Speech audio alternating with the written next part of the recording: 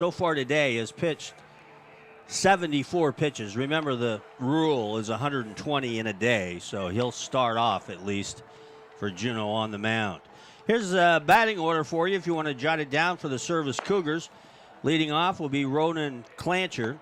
Batting second at shortstop is Raleigh Pigg. Hitting third, Cooper Bailey. He's catching. Batting cleanup, Kobe Cup, second baseman. Jaron Childs is on the mound for Service. Hitting sixth is Chris Mellon Goldie at third base. Hitting seventh is Sam Bourdon in right field. Nathaniel Cole hits eighth. He's at first base. And Carson Sandow in left field, batting ninth. Under sunny skies, the clouds have won away. Temperatures got to be in the low 70s or the high 60s, one or the other. A very light breeze, a perfect conditions for this championship game of 2017. Glad to have you along wherever you may be on the World Wide Web, www.alaskalegion.com. Tell your friends to tune in.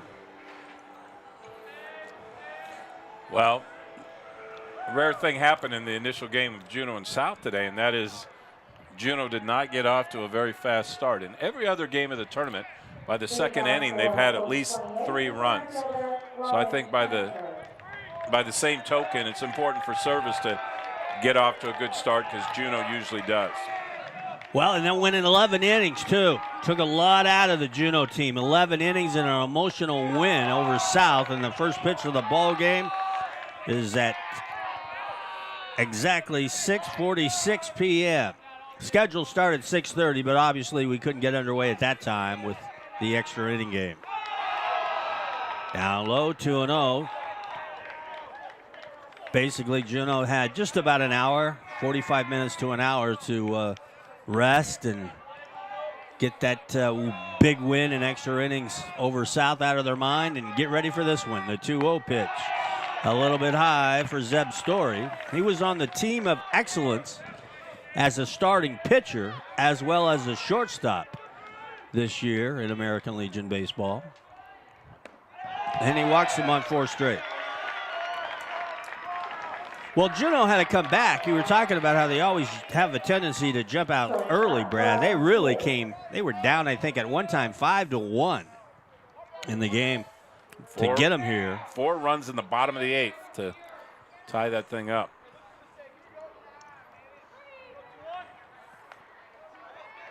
And they won it with a bases-loaded ground ball down to third that was unfortunately bobbled. They were the third baseman did it the previous inning, throwing home for the force out, but this time it didn't work out, and Juneau celebrated in South. Season's over. Raleigh Pigg steps into the batter's box. He's always dangerous. And there's the first strike thrown by Story. James Taylor, long time Alaska umpire, came up through the ranks, working another of many championship games behind home plate tonight. 4 umpires, Alaska's best, with the invitation to work the championship game, which makes them proud. Good lead by Clancher at first, and the pitch way outside. It might have even been a so-called pitch out, but Clancher was staying home. 1 ball, 1 strike to Pigg. Willie Paul coaching down at third for Service. The 1-1. High, ball 2, 2-1. And the legendary longtime coach, Tim Rumfelt. Been a head coach at Service, assistant at Service, assistant coach West, South. A lot of years of experience in the coach's box down at first base in the form of Tim Rumfelt. 2-1 pitch. Low, down around the shoelaces. Ball 3, 3 balls and 1 strike. One thing we've noticed with Juneau, they do a lot of cheering out of the dugout. Hit hard to left field for a base hit. And the South crowd, they're here in force. In the box seats to our right.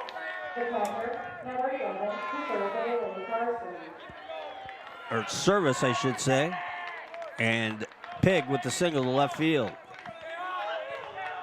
Here's Cooper Bailey. There was a coin flip to determine who's home and away. Won, obviously, by Juneau. Was there a coin flip? Yeah, there was a coin flip. It wasn't seeding? No, coin flip. I was here. Coin flip, but they were nice enough to allow Juneau just to stay in the dugout that they were in during the South game. 2-0 to Cooper Bailey. Nobody out, just underway, top of the first inning. Well, Juneau's been home in every game. They're home again here. 2-0. Hit hard up the middle. That'll drop in for a hit. And they'll hold up the runner. And via a walk and 2 hits, the bases are loaded with Cougars.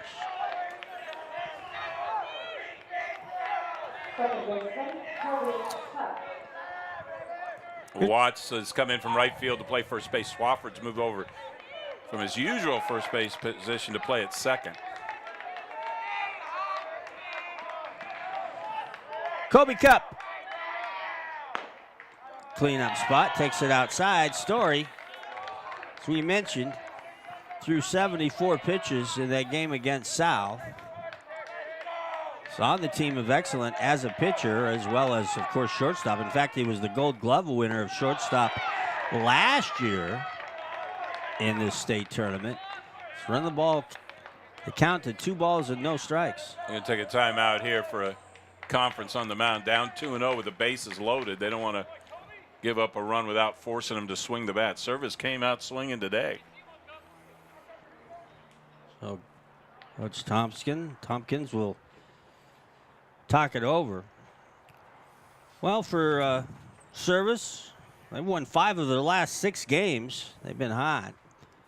Team history, total state titles for Service, 91 in the year 2000.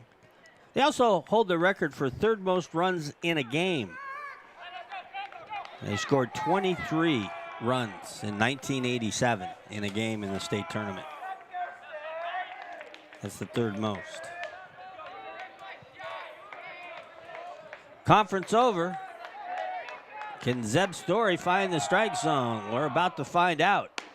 No, it's inside. 3-0. No place to put him. Cup did a good job crowding the plate and just making that strike zone seem small. He walked him on 4 straight. It's 1-0 Service via the bases loaded walk. And now here's Jaron Childs.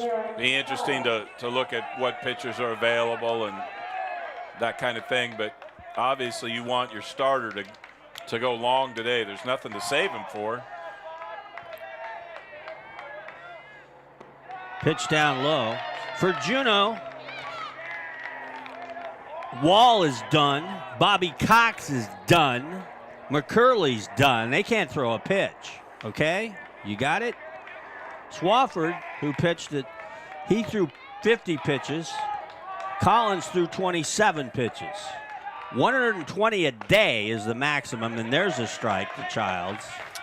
1 ball, 1 strike. Well, with Swafford, normally when you pitch over 30, you have to have a game's rest. 1-1. High, ball 2. 2-1. Well, Service, they're going to play smart right here. They're going to take pitches, and, they're not going to help you on a pitch close to the strike zone. The 2-1. Swung on. Ooh, hits the pole. We've had a lot of foul balls that hit the pole here in this tournament. I tell you, I was here before the game, Brad. Yeah. Doing my research, and everyone was talking to me. I mean, everybody was talking, particularly the umpires. What a great tournament. Exciting games. Swung on and hit foul by Tim Runfelt down at the first base coaching box. And it has been. There's been so many 1-run games, extra inning games. It's just been a very close, thrilling tournament. And we kind of had an idea when we kind of looked at the tournament going in how kind of the top teams were really evenly matched. Here's a swing and just got a piece of it, did Childs, to foul Tippett. And the count stays at 2 balls and 2 strikes. Again, no one out. Bases loaded, 1-0 service, just underway, top of the first inning for the championship. The 2-2 pitch. That's cold, strike 3 on the outside corner. Childs did not like that, and boy, he had battled. He'd fouled a couple off the edge on the outside. He'd fouled another pitch that was probably in the strike zone. He thought maybe that one was a little high, but it came in good for strike 3. Here's Chris Malangoldi. Takes a strike on the inside corner. Malangoldi playing third base tonight. Right-handed batter. And the 0-1. Nice block by Muir, the catcher. Muir was the star of the game yesterday. Well, he made the TV news. Well, TV people were interviewing him after the game.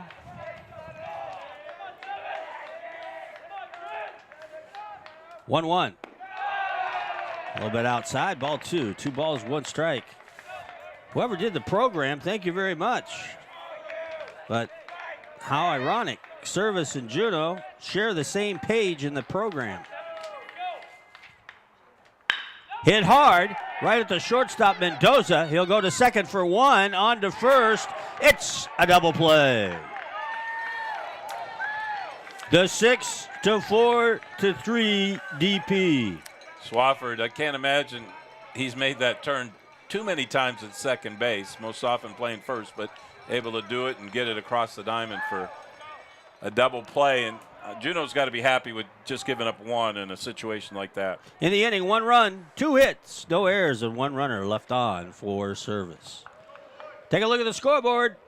It's Service post 28, 1, and Juneau post 25 coming to bat. You're watching live coverage of the American Legion State Baseball Championship game. Compliments of the Alliance for American Legion Baseball.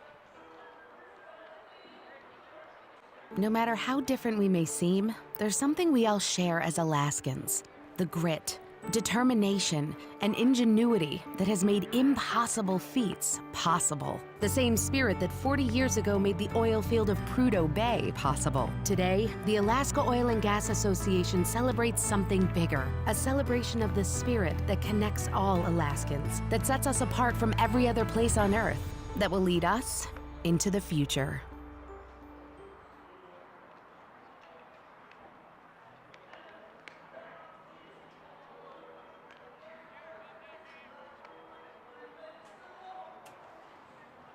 Kelly Thompson, Brad Lowers, welcome back, everybody. Let's give you the batting order. If you want to keep score with us at home here tonight for this championship game for Juneau, leading off and pitching Zeb Story. Donovan McCurley bats second at third base. Casey Watts at first base. Hitting fourth will be Bryce Swafford at second base. Hitting fifth is Owen Mendoza, shortstop. Alex Muir is catching. Luke Mallinger is in left field. Bobby Cox in right field. And batting ninth in center field, Finn Collins.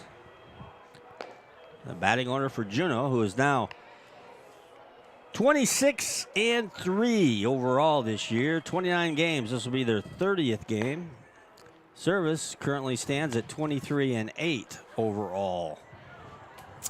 You know, some teams have a solid lineup. They're going to kind of stick with what the lineup is. Juneau, over the course of the tournament, has made some switches, moved people up and down the lineup. And interesting with Finn Collins, who's done a good job at various spots, maybe usually number 7. He batted number 9 last game. I think he was 4 for 5 in the game.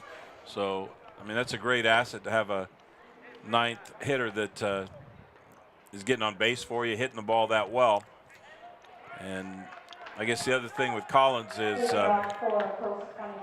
he runs so well, he doesn't slow down that speedy top of the order if he gets on base. Well, here's the always dangerous Zeb Story.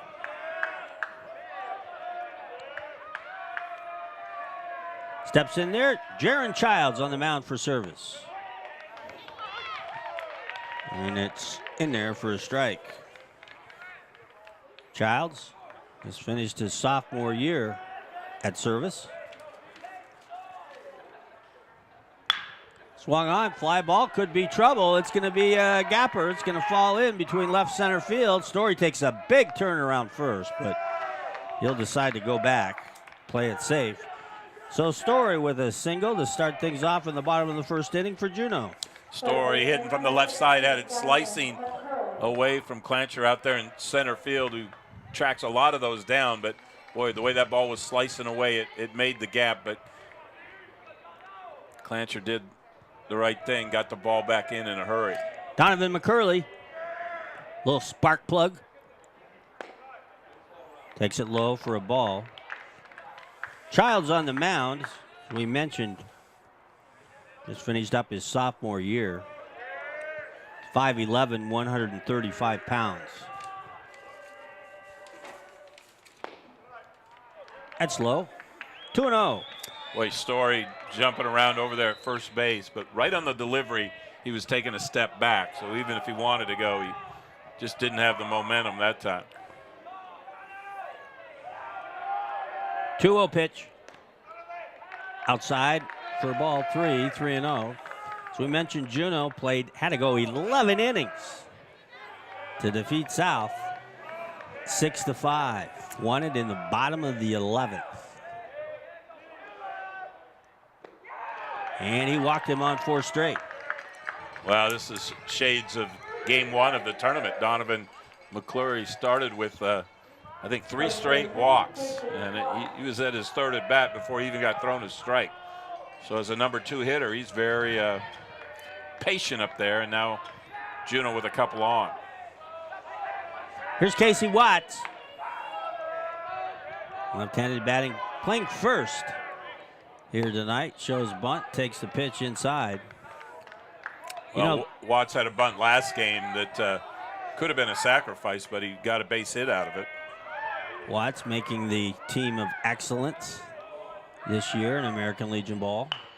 Lays down a bunt, but it is fouled on the right field line. Well, Major Leagues, they talk about a road trip. How about this Juneau road trip? They haven't slept in their own beds for over 10, 11 days. Remember, they came here last week, was playing games. We watched them play a game against Kodiak. This is at least the second Saturday they've been away from home, the 1-1. Little nubber, but right down at third, Malin Goldie will touch the bag for the out, throw on to first, and that'll be a double play.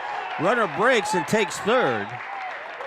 You're not going to stop the speedy McCurley, but you get 2 outs on the ground out. Yeah, that ball came off the bat kind of funny toward the end of the bat, and it just kind of dribbled down that third base line. Good play by Goldie down there as he was able to step on the bag, throw across. Good job by McCurley picking up the extra base. Here's Swarford now.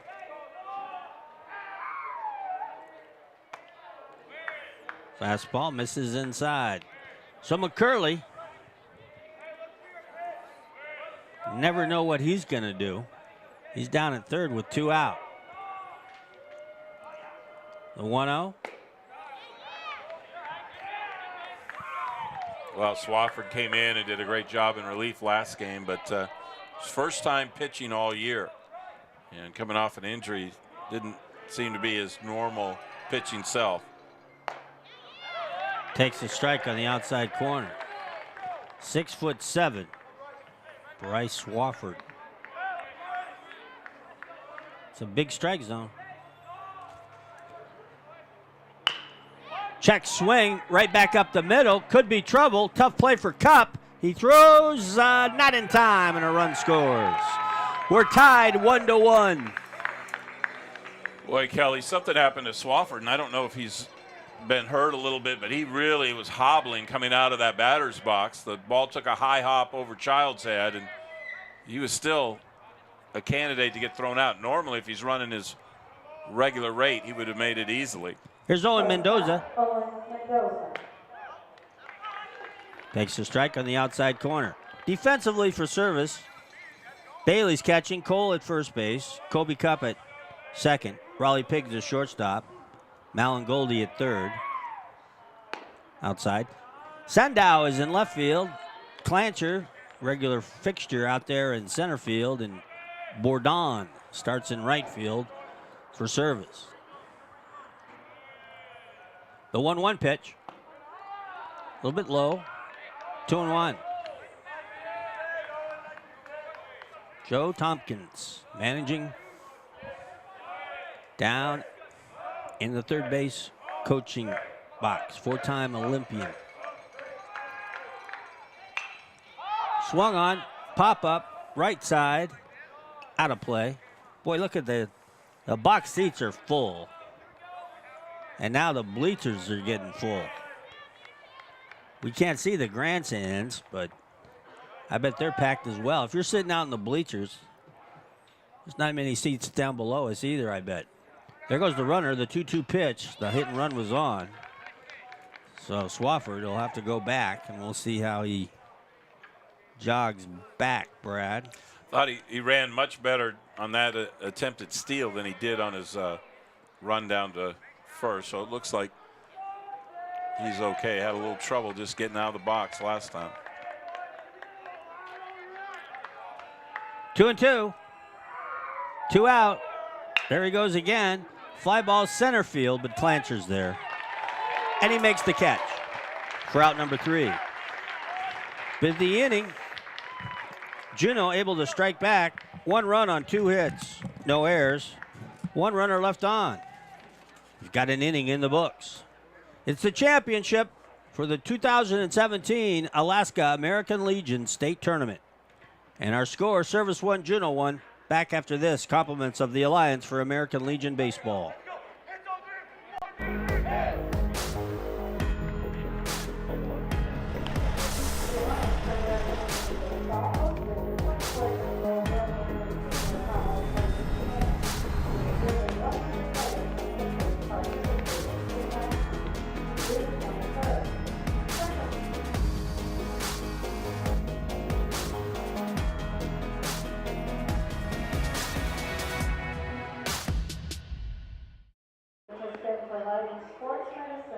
And training coverage for American Legion tournaments and camps for many years now.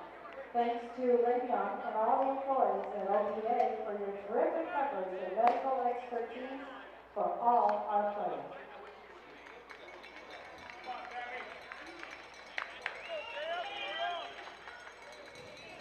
Welcome back, Kelly Thompson, Brad Lowers, Larry Johansson, our executive producer, and Luke Cooley on the stats. So we go to the top of the second inning, 1-1 tie in this championship game. It'll be number 7 man in the order. Sam Bourdon to lead it off, the left-handed hitting batter. Takes it upstairs for a ball. Bourdon and Nathaniel Cole and Carson Sandow. 7, 8, and 9 in the batting order for service here in the first. Or second, beg your pardon. Ball 2. Didn't have a chance to give it to you defensively for Juneau in this championship game. You have Muir catching. Casey Watts is at first. Bryce Swafford's playing second. Owen Mendoza is the shortstop. McCurley is at third. You have Mallinger on left. Finn Collins in center. And Bobby Cox around in right. The 2-1. Way outside.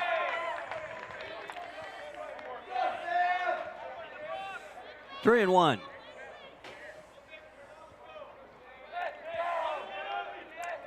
Left and right shaded toward the line, so room in the gaps. Inside corner, called strike. 3-2 to Bourdon.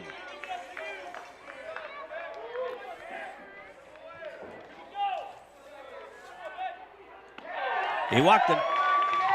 So Story has walked 3 in 1+ innings. Here's Nathaniel Cole. Cole was the hero when Service defeated Juneau earlier in the tournament in the bottom of the 9th inning. Lays down a nice bunt. Story looked at second, but he's only plays at first base. And Cole will be sacrificed. Cole was the one who leaped up in the air and caught the line drive with the bases loaded to end the game and give Service the victory to defeat Juneau 4-3. McCurley charging in on that bunt. Wasn't bunted toward him. He's a little slow getting back to third, but he's got so much speed he can just outrun a mistake like that. Carson Sandow now the hitter. And it's inside for a ball. Sandow just finished his sophomore year at Service. 6'1", 175. Right-hander. Ball 2, 2-0.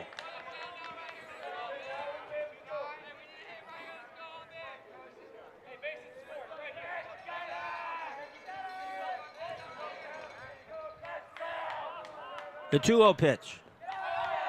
Nice block by Muir, the catcher.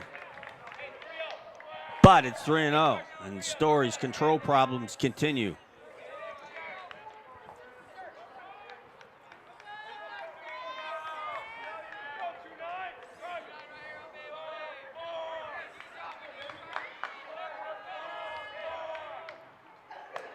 He walked him on 4 straight. And is it yank time? He's asking to have a conference on the mound, and I think he's hurting. He's asking to come out.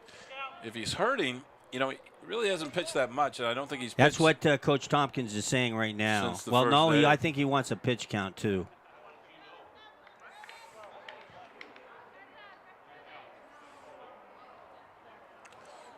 I'm kind of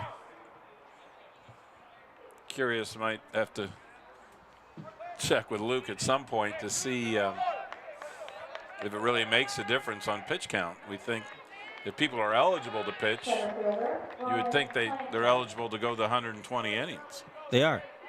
He's pitched 74 in the first game. He can only pitch 120 total for the day.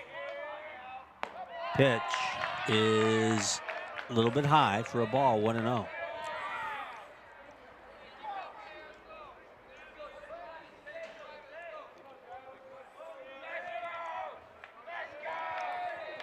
Runners take their leads. 2 balls, no strikes. Boy, it'll be interesting when Story does finish. How many pitches, Brad, he threw for balls and strikes, and here comes Coach Tompkins now for an official visit. Well, I think it's interesting with the pitch count, which I think I've said I'm not the biggest fan of, but I think so many moves are dictated by pitch count. And when you get to this, when you get to that, when do you make a judgment of whether someone doesn't have it or this or that? I think that seems to me more realistic baseball than just counting how many pitches have been thrown. Well, it appears that Finn Collins will be coming in, and that's going to be all for Zeb Story. So we're going to have a little bit of a break in the action right now. 1-1 tie. We'll break away for Finn Collins to come into the ball game. You're watching live coverage of the championship game of the 2017 American Legion State Baseball Championship Tournament. Coming your way free of charge on the live stream, compliments of the Alliance for American Legion Baseball.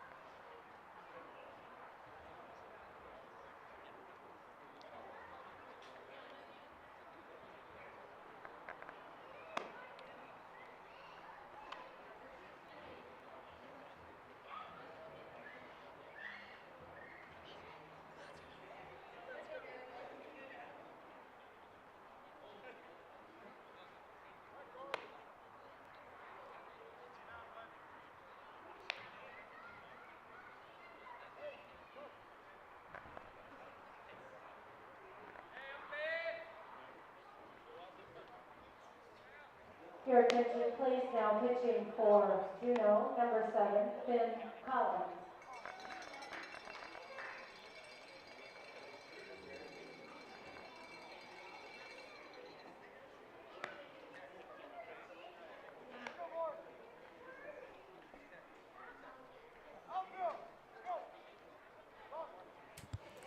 Luke will get us the defensive substitutions, but I'm pretty sure that Casey Watts went out to center field. Finn Collins is our new pitcher.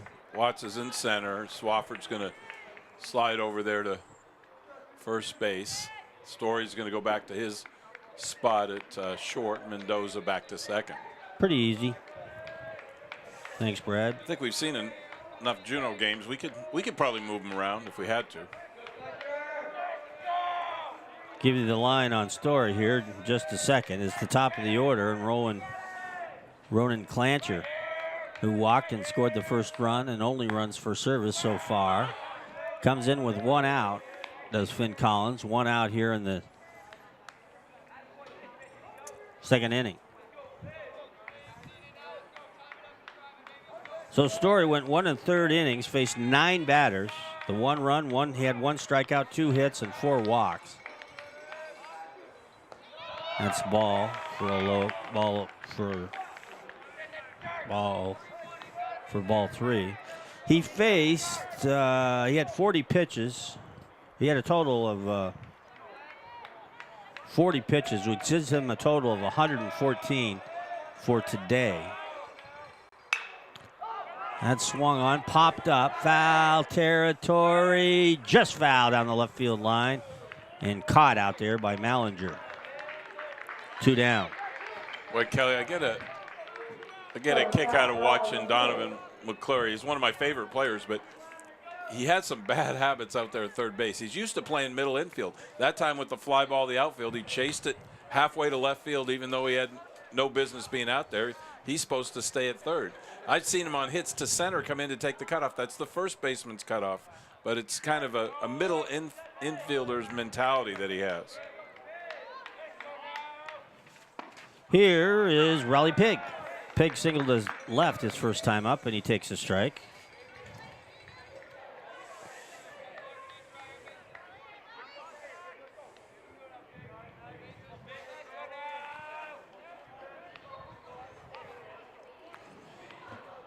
The 0-1. Good block by Muir again. Well, Finn Collins, Brad, he pitched. He threw 27 pitches in the game against South.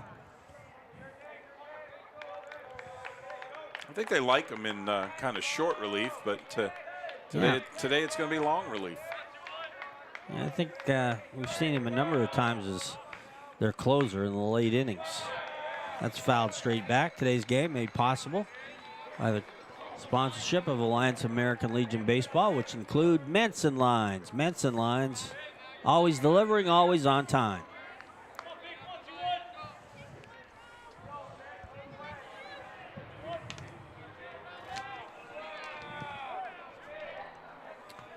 Runner at first, runner at second. Top of the second, 1-1 tie, 2 down.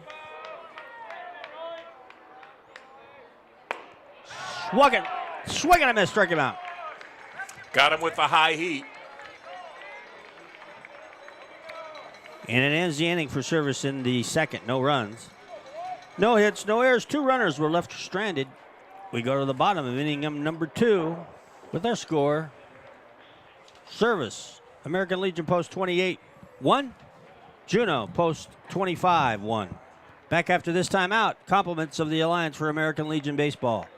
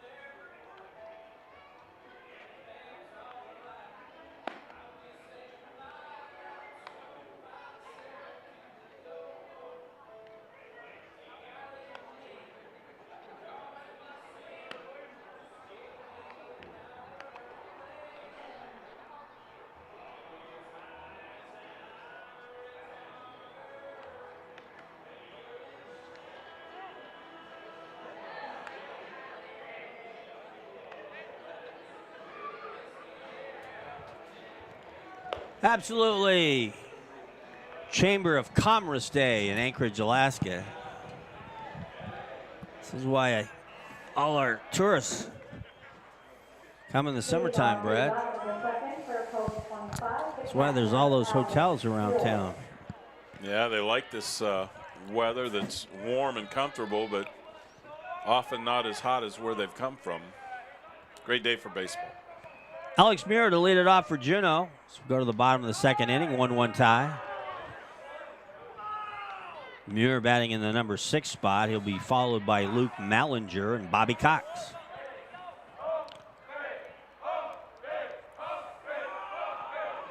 The 1-0. Hit hard, but right at Malin Goldie. He just kneeled down, stuck out the leather, and hauled it in. Well, Malin Goldie, he's got a little bounce in his step. Right now, he's actually even sprinting into foul territory to pick up a errant baseball. And he just, we've seen him play a couple times, but he is really high energy today.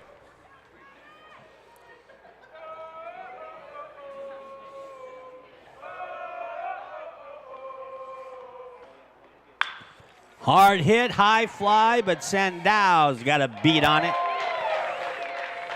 And that's out number 2. Well, if you're counting pitch counts for Childs, not bad this inning. Not too shabby.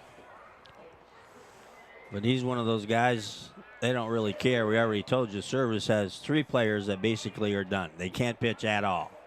It's Latourette, Malin Goldie, and Raleigh Pig. Other than that, everyone else has some eligibility. There's a strike on the outside corner to Bobby Cox. I think Cox thought it was a quick enough inning. He knew he had to take one pitch. The 0-1. Swatted down the left field line, but foul.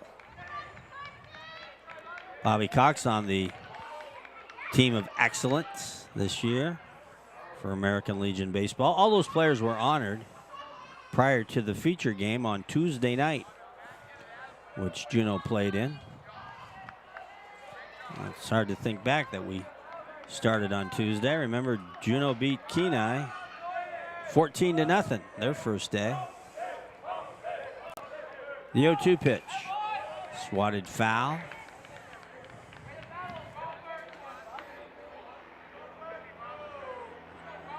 It's actually the 3rd time that these two teams have played in this year's tournament. Remember on Wednesday, no, that's South, beg your pardon. Juneau beat South 8-7 in that thriller on Wednesday. Pitched down low for a ball, 1-2, and then they lost to Service 4-3 last night. Beat Diamond, or 2 nights ago, I should say. Beat Diamond 4-2, and that's called strike 3. First strikeout of the game recorded by Jaron Childs, and he has a nice inning of work in the second inning. A quick 1-2-3. No runs, no hits, no errors, and no one left on after 2 complete. Score remains the same. It's the Service Cougars 1, the Juneau Midnight Suns 1, and you're watching it live via the World Wide Web. Compliments of the Alliance for American Legion Baseball in Alaska.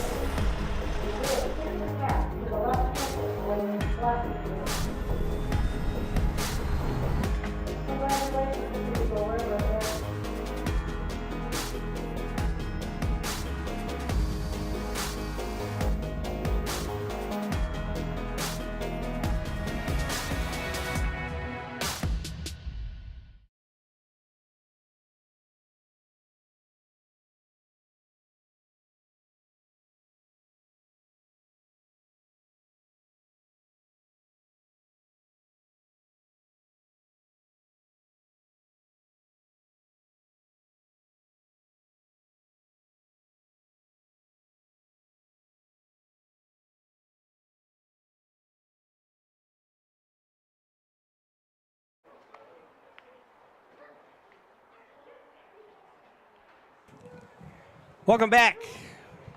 Great to have Larry Johansson with us. Boy, I tell you, you see Larry next week. Tell him great job.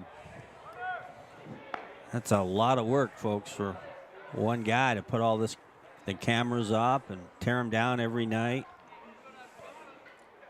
And unload them out of the car and put them in his hotel room. Load them all back up the next day. He was here at 6:30 in the morning the other day. Yeah, he's the hardest working man in show business. He's hardest working man in this tournament, I'll tell you that. Yeah. And there's a lot of hard working people in this tournament, don't get me wrong. But I'll put Larry up against any of them. Here's Cooper Bailey to start it off. And he fouls it off to the right. Now to play, Bailey singled to center field his first time up. It's the first day and the first game that we've called of Juneau, Brad, that I've seen the dark blue tops. They've always had the whites on. Yeah, you plan on being in a tournament a long time, you better bring 2 uniforms. The 0-1 called strike on the inside corner. Been pretty impressed, too, is how they've kept their energy level up throughout the week. You mentioned the length of their road trip, and you know it's a lot harder to come from Juneau than to come from across town. Hard fastball. Finn Collins is really throwing pretty hard. Fortunately, our budget request at ASBN has not approved that radar gun we've been asking for, but we can tell just by the pop of the mitt. No doubt. And that one's low, 2-2.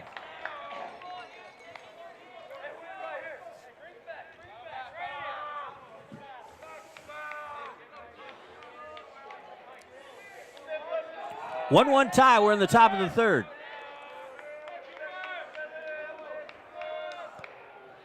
Swing and a miss. Way late on that fastball. Finn Collins has now got 2 strikeouts in the game. Collins coming in and does what he does best, and that's throw hard. And then in addition to that, he's been getting ahead in the count. And I think when you do that, you don't walk so many batters, and you keep your defense alert. Here's Kobe Cup. He walked, and he swings, and he pops this one up a mile high. Mallinger, that's his territory, and he makes the catch for out number 2.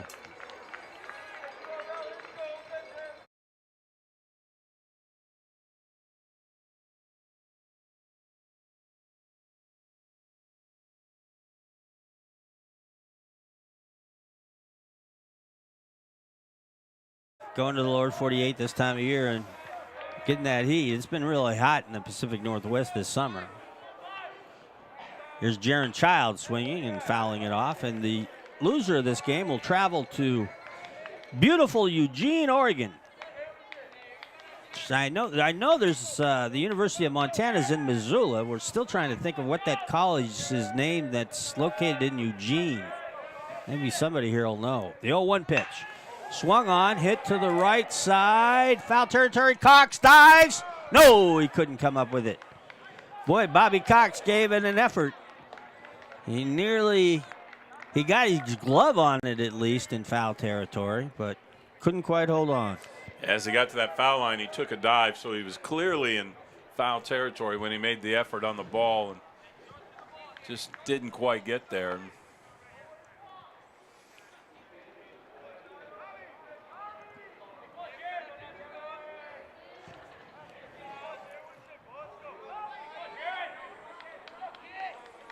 So the count, 0-2 to Childs. Late swing, slow roller. Muir lets it roll foul. See how smart he was? It was initially fair, and Muir literally stared it down, kind of twilight zone, and pushed it foul with his eyes. Barely got it foul. If he got to it quick enough, he'd have gone ahead and made the play at first, but he knew he didn't have a good play, let it go foul. 0-2. Collins has got him right where he wants him. Wastes a pitch down low to 1-2. So both of these teams, Juneau head home briefly. Probably enough for Mom to wash the clothes and repack. The 1-2 pitch. Swung on. Shallow right field. It'll be Mendoza. And he dropped it. What happened, Brad? Did it come off his glove? It did just come off his glove, and it looked like he had run it down. He was in good position. You know, sometimes you wonder about a one-hand catch, but I'm not sure he got under it enough to really put both hands on the ball. He's kind of looking around the infield right now saying, my bad, but what looked like it would be a very quick inning is going to be extended here. He's so sure-handed. I put my head down already, was almost going to record an F4 in my book, and then I heard the roar of the crowd, and I wondered what happened. I didn't see it. Glad you were watching. Just came off his glove, huh? That's going to be an E4. Yeah. And here's, with 2 down, Chris Malangoldi. Pretty big lead down at first. There's one of that. Didn't seem like an excessive amount of time, but with looking at the runner, looking at the batter.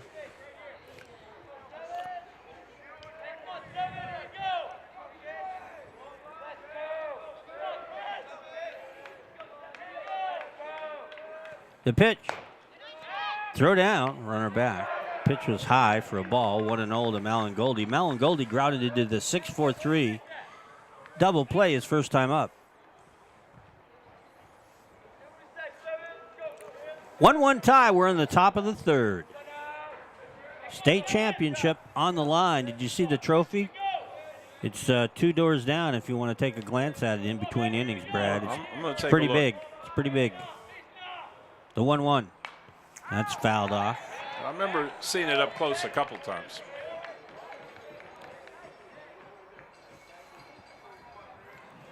One ball, 1 strike. Yeah, you know the taste of the championship and the feeling of the championship. The 1-1. That's hit foul. Back behind us and out of play. Well, you know, I'm kind of a education, school system kind of person, so that state championship always is a great value. It means a lot to me, but I think, too, this Legion with just the state represented, and sometimes the older players coming back, and there's more games, pretty valuable. The 1-2. Swung on, just fair. Easy play for Swafford down at first. And he'll take that big 6-7 frame and touch the bag for out. Number 3, no runs, no hits, 1 error, 1 runner left on. We go to the bottom of inning number 3. Looks like it's going to be a good one, folks. Just when these two teams play each other every time, it is always a good one. Head to the bottom of the third. It's Service 1, Juneau 1, and you're watching it. Compliments of the Alliance for American Legion Baseball in Alaska.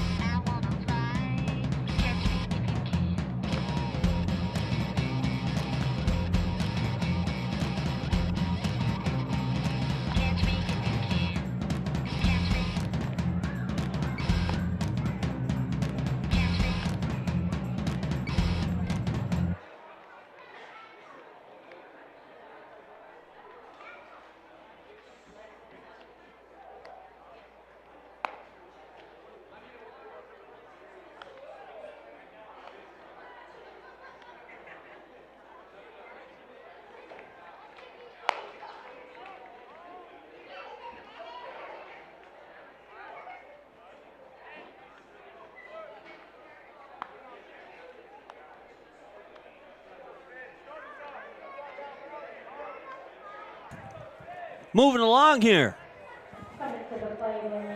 Unless I just jinxed it like Brad did yesterday, but we go to the bottom of the third. Finn Collins to lead it off, and then it'll be the top of the order. Zeb Story and Donovan McCurley due up for Juneau. in a 1-1 tie. Both teams with 2 hits, but Juneau has that 1 error up there. Otherwise, the scores would be identical. The first pitch to Finn Collins is a strike. Finn Collins. Hit it right back up the middle. Ooh, could hear that smack Jaron Childs' glove. And he underhands it to first base for the out. Well, Childs is an alert defensive player, and ball was moving along, but it took a nice hop for him right there at the end. And that's what you love as a pitcher, just a Sunday hop. Even though there's a little heat on it, it was good position to be caught. Here's Zeb Story. Single to left field, his first time up. Takes it inside.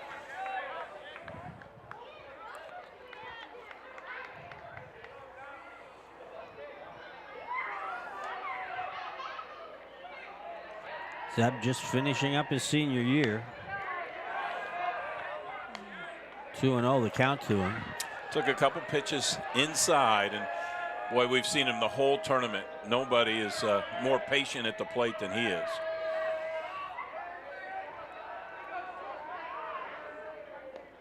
Yeah, he's got a good eye. He's got the ball 3-0.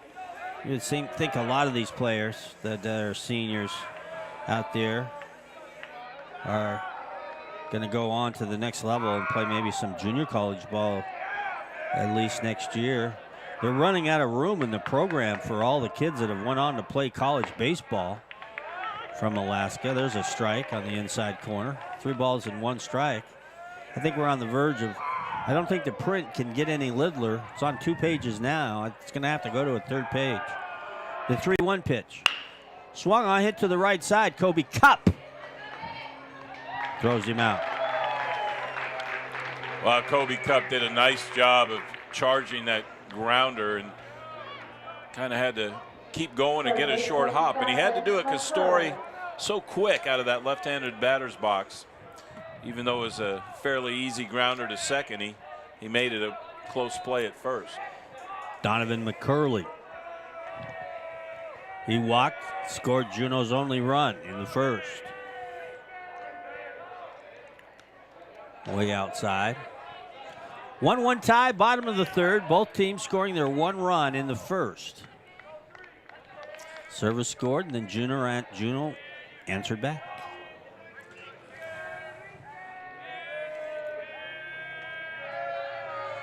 The 1-0. High and inside. Kind of interesting to check McCurley's stats just in terms of walks. Maldonado, I know, piled up a bunch of walks, but I'd be curious. He's got to be among the leaders. Hit hard, but right at Clancher as he roams to his right.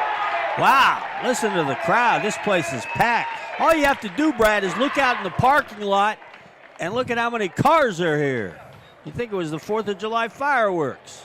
1-2-3 inning for Juneau in the 3rd. No runs, no hits, no errors, no one left on. Championship game for the state of Alaska and American Legion Baseball. Juneau won, Service won. Compliments of the Alliance for American Legion Baseball. No matter how different we may seem, there's something we all share as Alaskans. The grit, determination, and ingenuity that has made impossible feats possible. The same spirit that 40 years ago made the oil field of Prudhoe Bay possible. Today, the Alaska Oil and Gas Association celebrates something bigger. A celebration of the spirit that connects all Alaskans, that sets us apart from every other place on Earth, that will lead us into the future.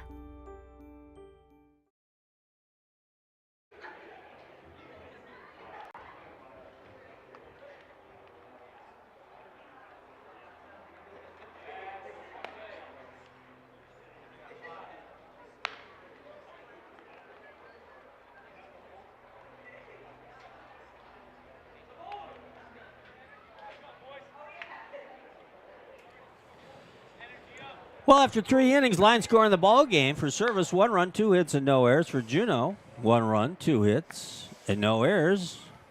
So we go to the top of the 4th inning. after umpiring a couple of games already today. Here with the play-by-play, Brad Lowers. Thanks, Kelly, and got a good one going here.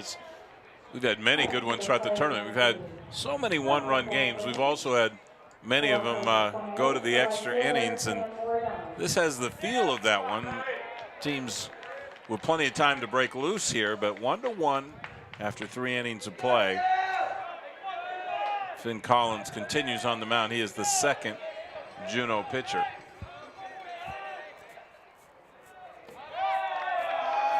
And misses inside. Taking a look at Collins thus far. He has given up a few walks along the way, but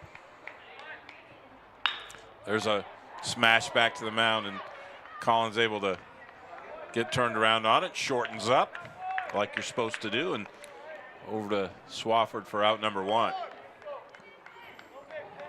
No, he haven't given up any walks. First baseman, Nathaniel Cole. This was Story, and then Collins came in here and got that. Okay. So, a walk-free inning and some other good innings as well. Story,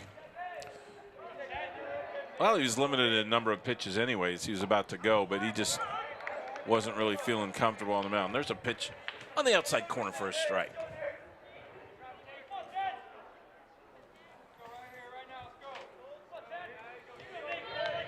One out in the inning on the grounder back to Finn.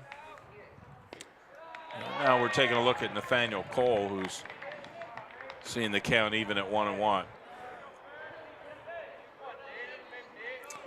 Cole wears number 10 on his back and kind of has the stance of a pull hitter. Yeah, it's kind of open, isn't it? There's a ground ball out towards short, gathered up nicely across the diamond for out number 2. I don't know. I just think Story liked it when he got pulled off the mound. He just wasn't feeling his best today on the mound, and he really is comfortable out there at short. Now 2 quick outs in the inning.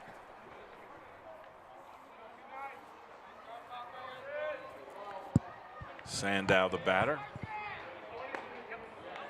takes a strike on the outside corner. Carson walked back in the 2nd inning.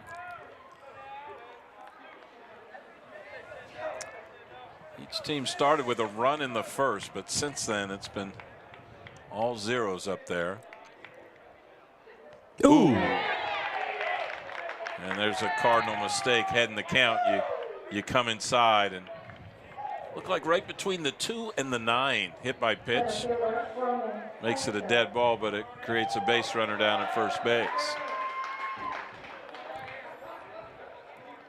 Here comes Ronan Clancher. Clancher, the center fielder. Walked the first time out and flied out to left last time.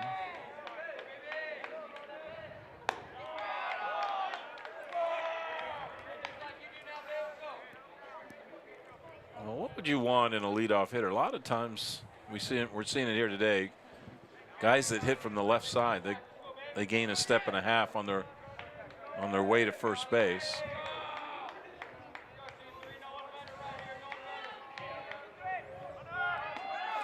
Clancher fakes bunt, hard throw to second, plenty of time. The tag is applied by Story, and there's a caught stealing here to end the top of the 4th inning. In the inning for service, no runs, no hits, no errors, nobody left on base. We go to the bottom of the 4th, tied at 1. You got to like it. It's the American Legion State Championships, and you get to watch it on AlaskaLegion.com.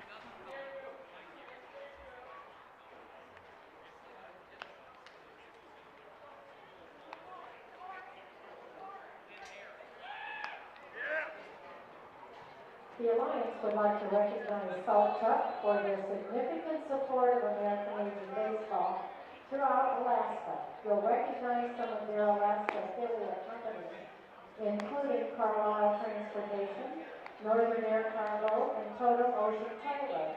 that help keep our statewide economy moving.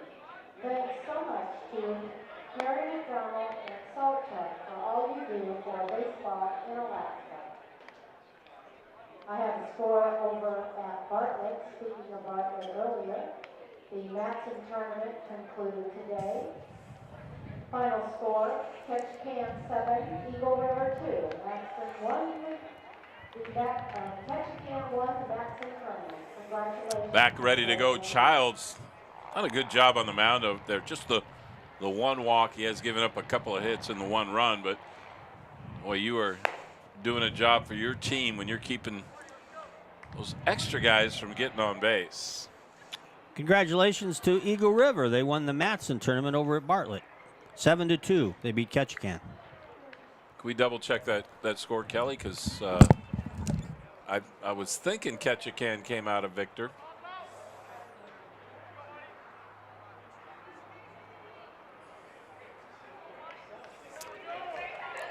And now Casey Watts is the batter. Well, I was sort of right, and you were completely right. Ketchikan won 7-2, but they had to beat them twice. They had to beat Eagle River. But where wasn't I completely right? Ketchikan won the Matson tournament. Yeah, that's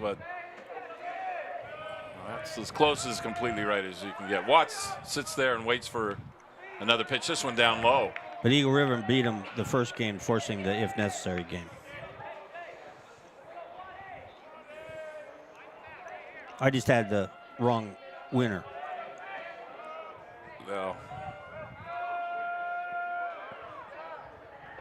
There's a pitch way down low. Childs struggling now as he pitches to Watts. Down 3-0 in the count. He's a dangerous guy to let go on base. Swafford waits on deck.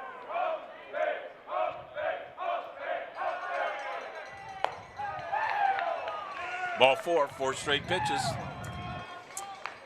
Oh, you try to give a guy a compliment. Childs just his second walk thus far.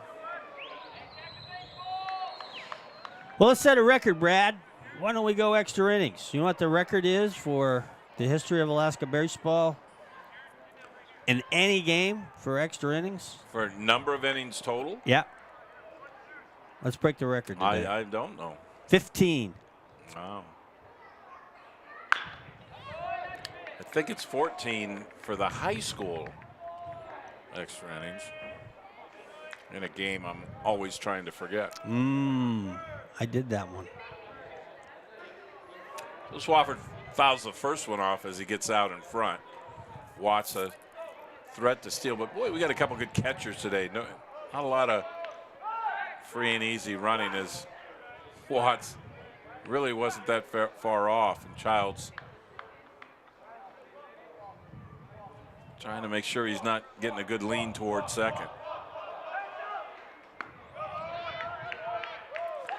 Boy, Swafford did a good job breaking pitch that time, and he hung in there, making sure that it didn't break over, stayed just inside.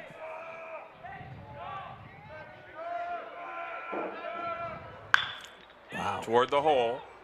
Malagodi over to second. Quick turn over to first base. Boy.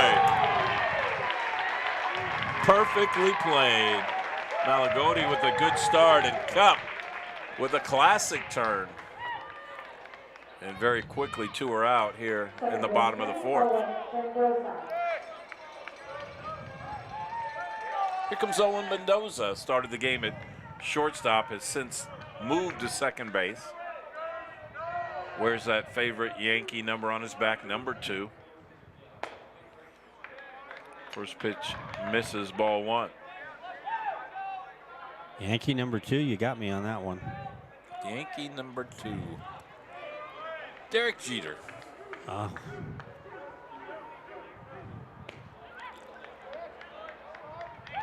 And that pitch misses down low, and Bailey's going to go out and have a talk with Childs.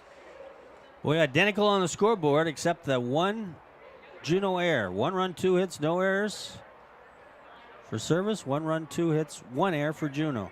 Each team has turned a couple of double plays now, and boy, that That last by service was pretty as they come. 2-0 to Mendoza. Smack, it's out towards Mulcahy. Gets a good hop, throws it low, and the ball gets away at first. And I'm not sure if the ball got, no. Bailey was running down there. Now, did the ball get out of play? Sometimes on a, well, Bailey ended up chasing it down. Well, that's good hustle by the catcher. Yeah. But Mendoza speedy enough to, and reacted quick enough that he got down to second as well. Here comes Coach Akers with the clipboard out of the dugout. Now we're identical, Brad, on the scoreboard. 1-2-1 across the board for both teams. Mulcahy, he just got to back it at Goldie. He ended up getting a good hop, but then he's got a good arm. He just did not have his feet under him, I think, as he fired it across the diamond. So scoring position for Mendoza out there at second base. And it's Alex Muir, the catcher, who steps in.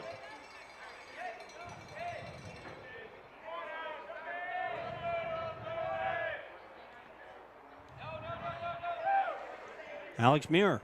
Muir lined out the last time up.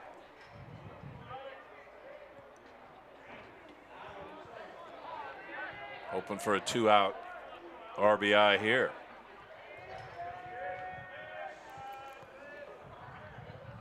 There's a smack, and Mulcahy again. This time he holds up again. Not a very good throw that time, but Cole saves him by gathering in the big hop.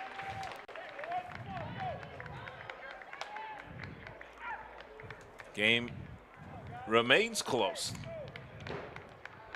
in the inning for Juneau. 0 runs, 0 hits. They did get the benefit of 1 error, and they did leave 1 runner on base. We're through 4 at Mulcahy Stadium, and our score is tied. Juneau 1, Service 1. Back with the 5th inning after this break on AlaskaLegion.com.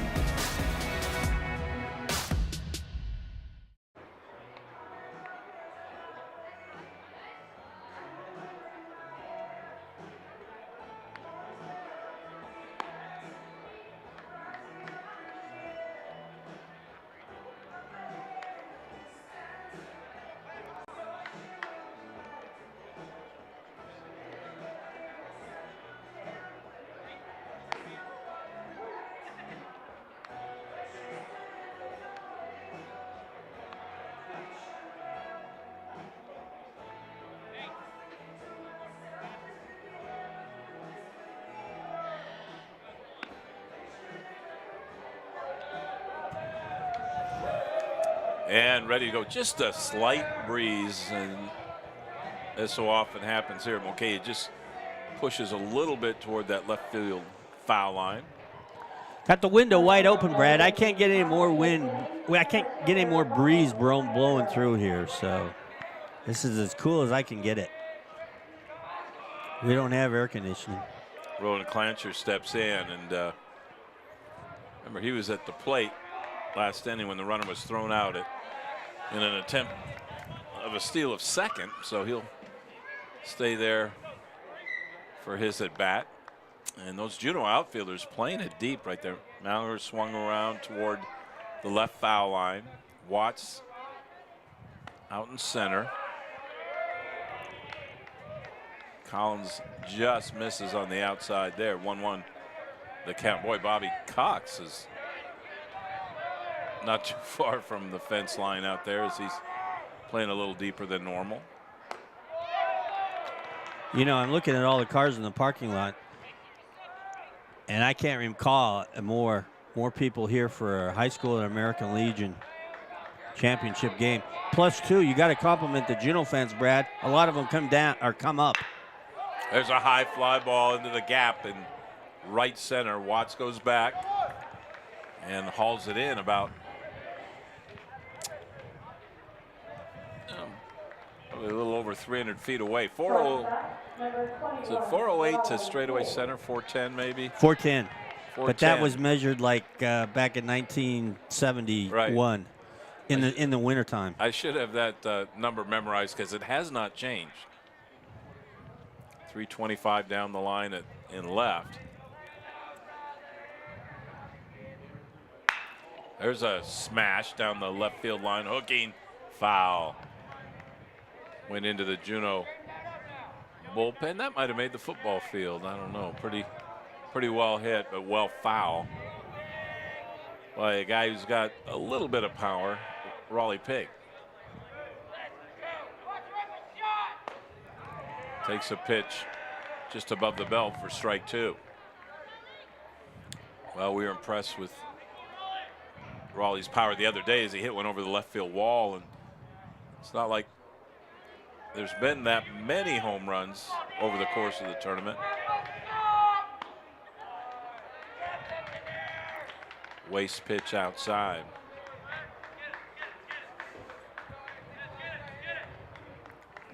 Well, we've seen one, right? Yeah, we saw Raleigh Pigs. Yeah.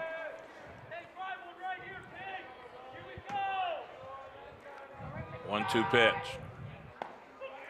Outside corner at the knees, called strike 3.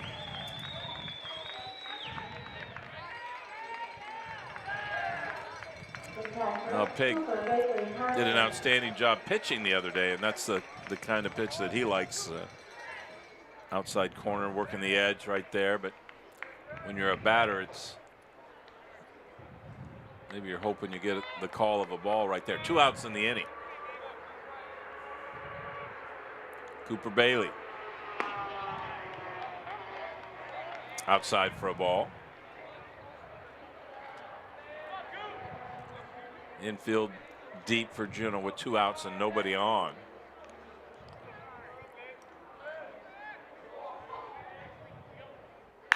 There's a smash high in the air. Mallinger relaxing, casually drifting to his left. Takes it in for out number 3. Pretty quick inning for Finn Collins. Game that's moving right along. No runs, no hits, no errors. Nobody left on base. Juneau coming to bat in the bottom of the 5th with the score tied 1-1. It's the American Legion State Championship action. It's a state championship game, and you're watching it on AlaskaLegion.com.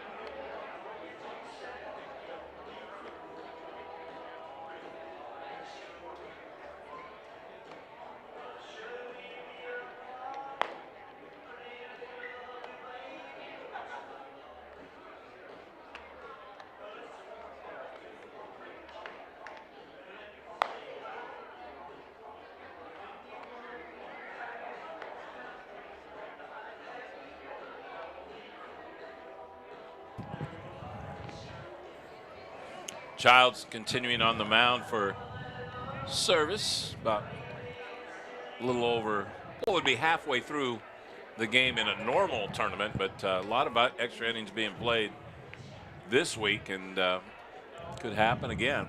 Just said hi to the Alaska historian, sports historian Don Winchester. I said, I bet this game ends 4-3. I can't tell you who wins, but I bet this final score is 4-3.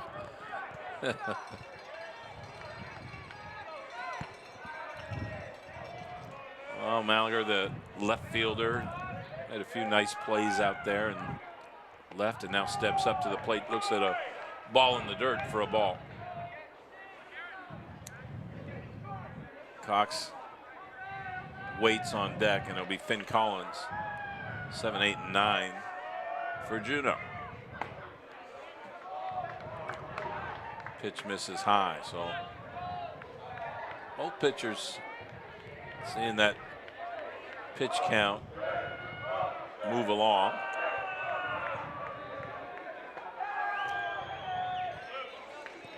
Ball 3. One home run, Brad, in the tournament. In the whole tournament. In really. the whole tournament. So I thought we may not have seen one in an early Raleigh Pig. Early game.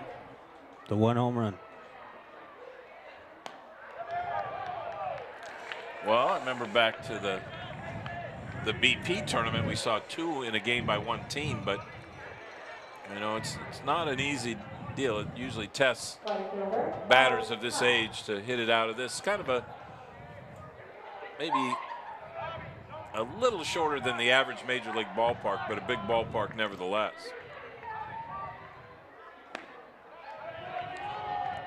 Cox looks at one down low.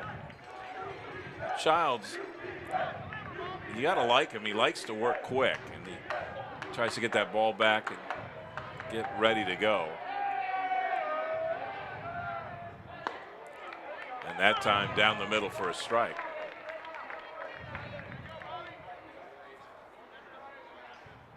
One count. Mallinger, not one of Juneau's more aggressive stealers, but a decent lead over there at first base. And Childs thought so as well, because he threw it right across.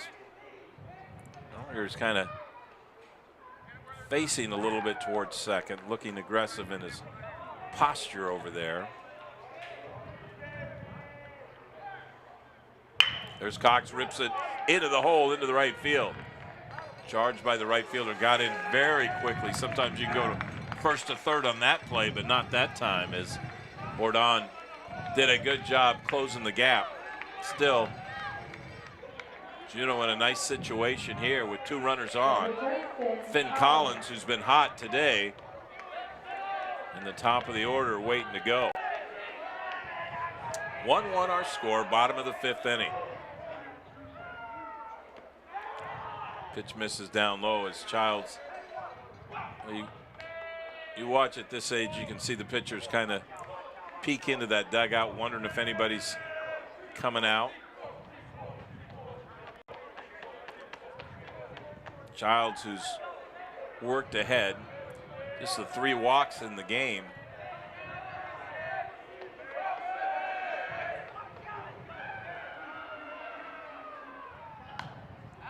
There's a attempted bunt, attempted to be fouled right back toward us. Someone check with Larry, make sure he's okay. He's okay. Hit above Larry on the wood. He's got the glove. I'm kind of jealous. I'm going to have to go buy another glove because I like the looks of his.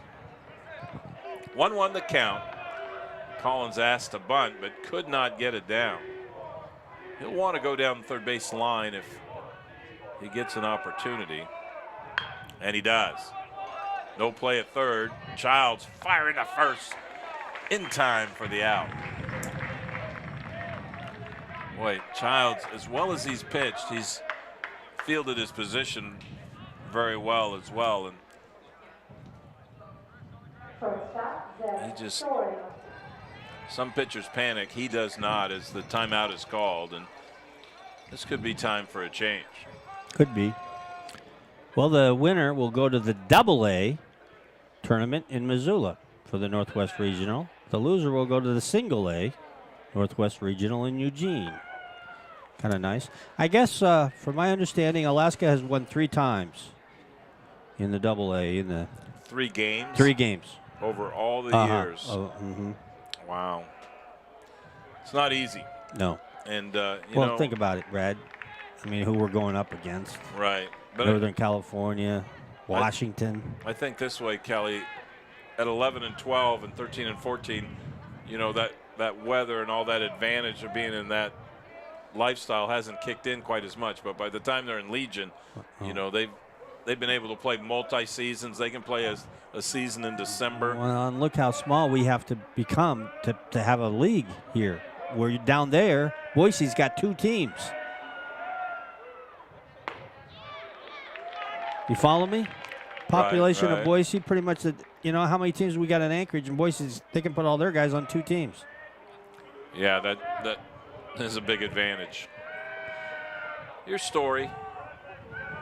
First base is open.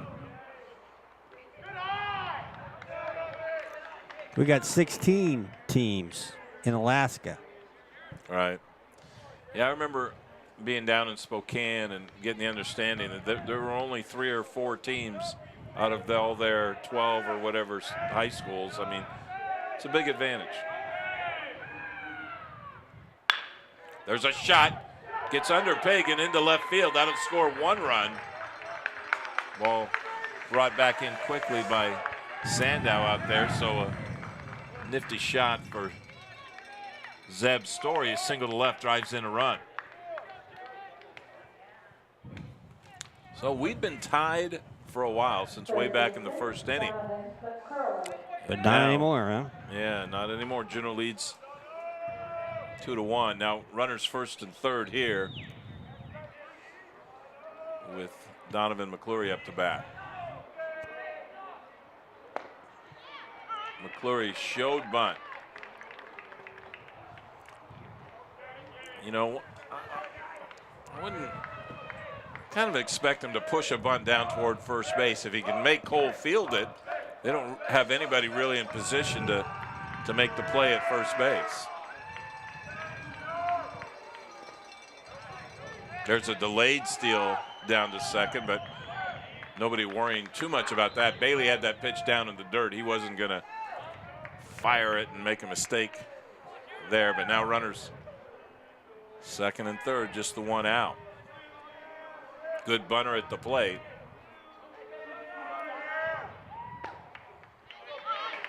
And that one right on the black on the outside corner. Childs ahead in the count now, 1-2, and this could be a huge strikeout if he can get something here.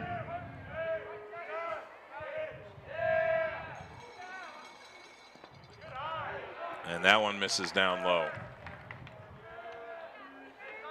Timeout taken out in the field, this one by Raleigh Pagan.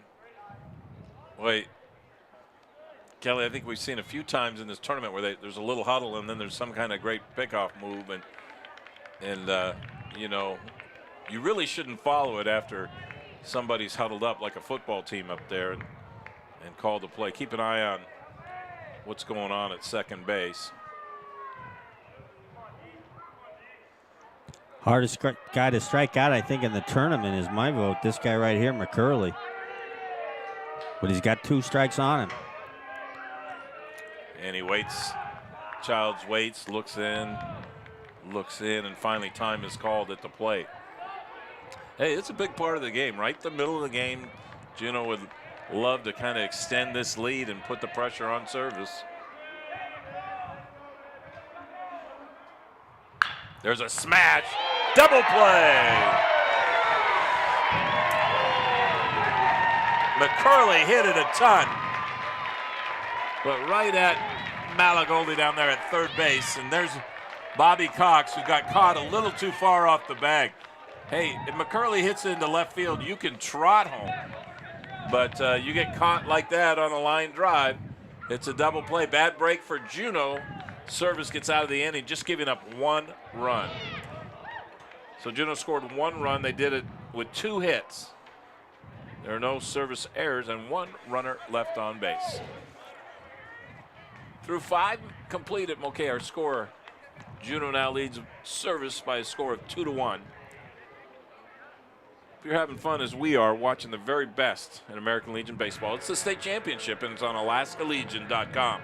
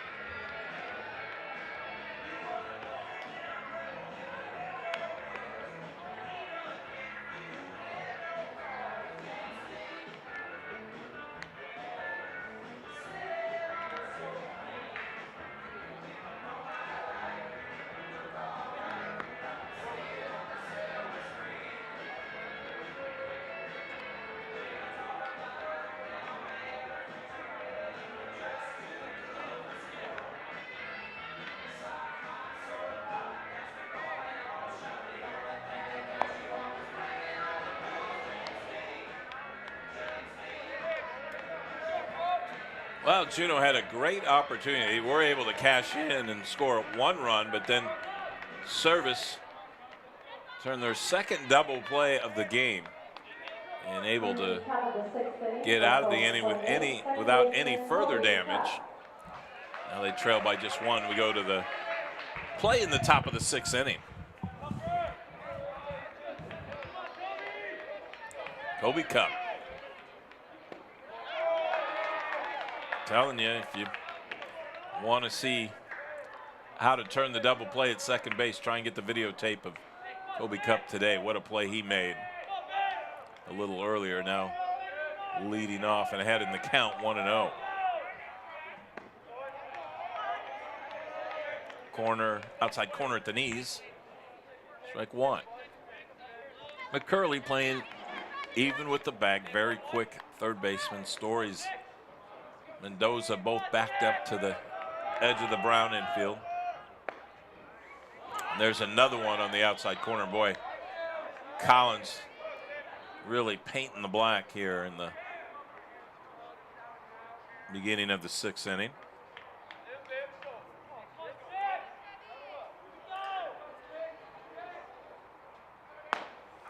And then he goes a little further outside, and Cup unable to get a piece of that, so swinging strike 3. The pitcher, Darren Child.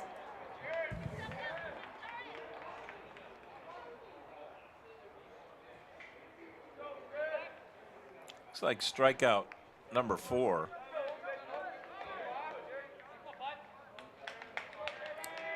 Out there for Finn Collins as he starts by facing his opposite number. This is Jaron Childs. The pitcher struck out back in the 4th and on an error back in the 3rd. 0 for 1 today, and there's another pitch. Boy, Collins, he's been fairly sharp throughout the game, but he is really putting that ball where he wants on the outside corner. There he goes again, and it's fouled off down the right field line. Been amazing over the course of the last 5, 6, 7 games. How many games have been tied or 1 run, and very few games that have stretched out to much of a lead, and we're in a 1-run game right now. Muir sets up outside. Right back to the mound. Collins whirls back and fields his position. Out number 2. Third baseman, Chris Malagoli.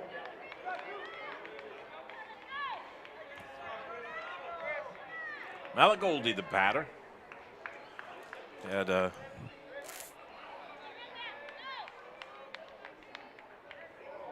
rough time back in the 1st, hitting into a 6-4-3 double play.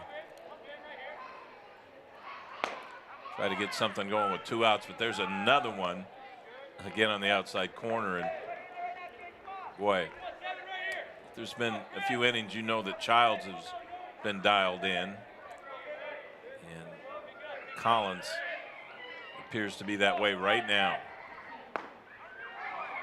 And there it is again. Fastball at the knees. A little philosophy of the strike zone, and Malagoli steps back in. Leaves it up high.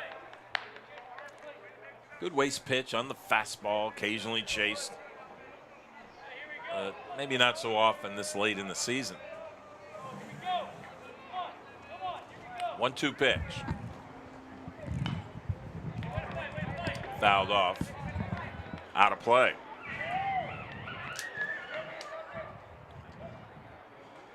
That one hit something and bounced back into the turf area.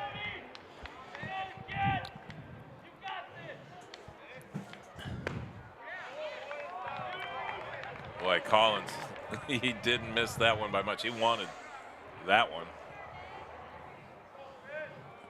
2-2 the count.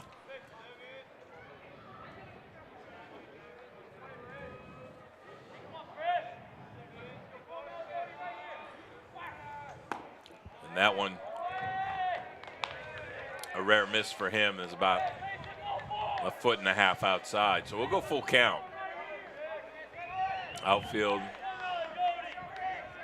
playing deep. Watts creeping back up to that medium spot in center field. And that one is spoiled and hit back to the screen. Mallinger's good left fielder, and he is not far from Those are Juneau fans. the line. Those are Juneau fans you see on your screen, folks. Yeah. Making the trip from coming up from Juneau. And that one misses outside. Good at bat for Chris Malagoldi right there, as he just battled it, fouled him off, made things happen, and now he sits down at first base with 2 outs still in the inning, and Wardon steps up, walked in the second, grounded out back to pitcher his last time up.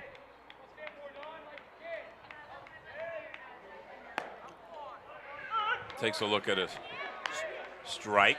Speaking of walks, that was Finn Collins' first walk. He did hit a batter, remember, back in the 4th, but that's his first walk. Right, it's been impressive, and it's Kelly, he's been as sharp this inning until he gave up that walk, and really, he made him earn it.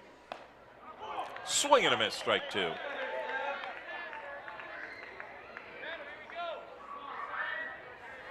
Well, I don't know. Both these teams, I think, respectful of each other's catcher. They're not running automatically. There goes, oh, it's a bluff. And the ball's fouled back and out of play. Alagoldi kind of fooled me that time. He put his head down and started heading down to second base, but he pulled up. Lights just turned on here, Kelly, and could be a factor toward the end of the game. Swing and a miss, strike 3. So tough inning for Finn Collins.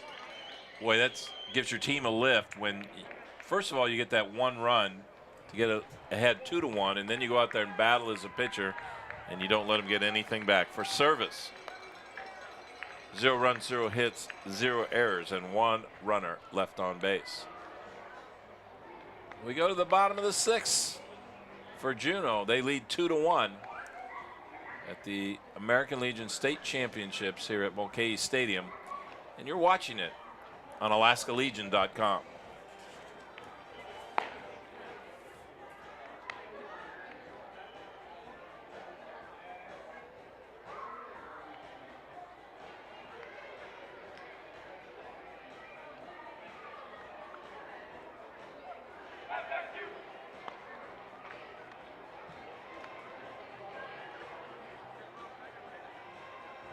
No matter how different we may seem, there's something we all share as Alaskans.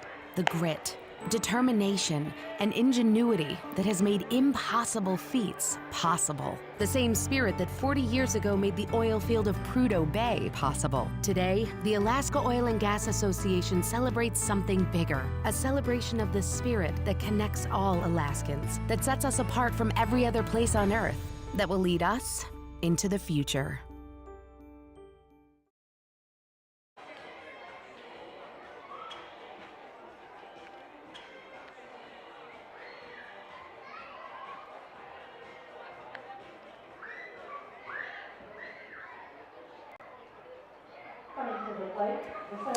Here we go. It's going to be Watts, KC Watts stepping up. Number 3 hitter in the order. Walked last time up. Childs remains on the mound. He's going deep in the game this time. Grounder out to second. Cup is one of my new favorite fielders. Boy, he does a nice job there at second. He does. Gets good bounces. He's got a a strong arm. He can play short when Riley Pig needs to step out. He's just a real versatile infielder. Look at Willie Paul's defense up the middle. Can you get better than Kobe Cup and Raleigh Pig? That's pretty nice, actually. Huh? Yeah, that's one of the reasons they're here for sure. Well, I guess you can have Mendoza and Story. Well, that's a good match. That's one of the reasons they're here. I mean, that's a good group of middle infielders. As Swafford takes one for a ball. Bryce Swafford down the middle for a strike. Swafford, a two-sport star, maybe more, but basketball player, took a basketball championship a couple of years ago. Trying to get a baseball championship today as he takes a look at a breaking pitch in there for a strike.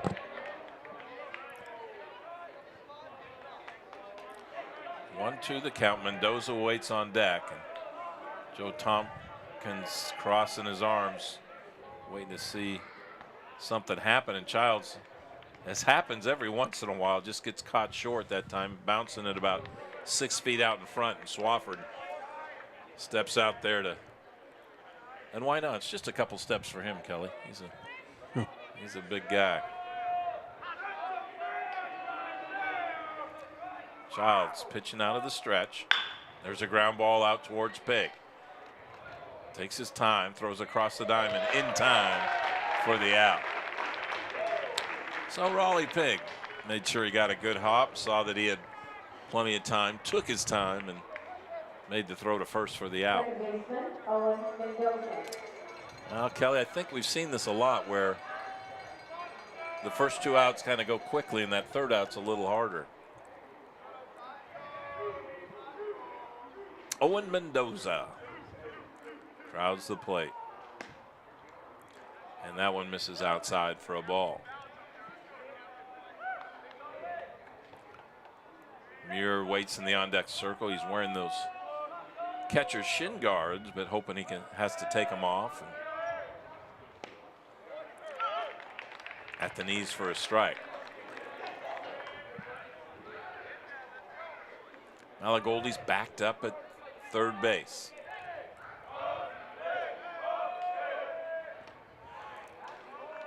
And the ball bounces and heads back. And just watching Childs, I tell you, he's done a good job. When he's thrown a bad pitch, he's come back with a really good one. But he's starting to bounce them once in a while. 2-1 pitch. There's a flare out to Cup. Cup calls it. Cup gathers it in. And it's a nice inning by Childs in the service defense. For Juneau in the bottom of the sixth. No runs, no hits, no errors. Nobody left on base. They still lead 2-1 after 6 complete innings of play. The American Legion State Baseball Championships. And you're watching it on AlaskaLegion.com.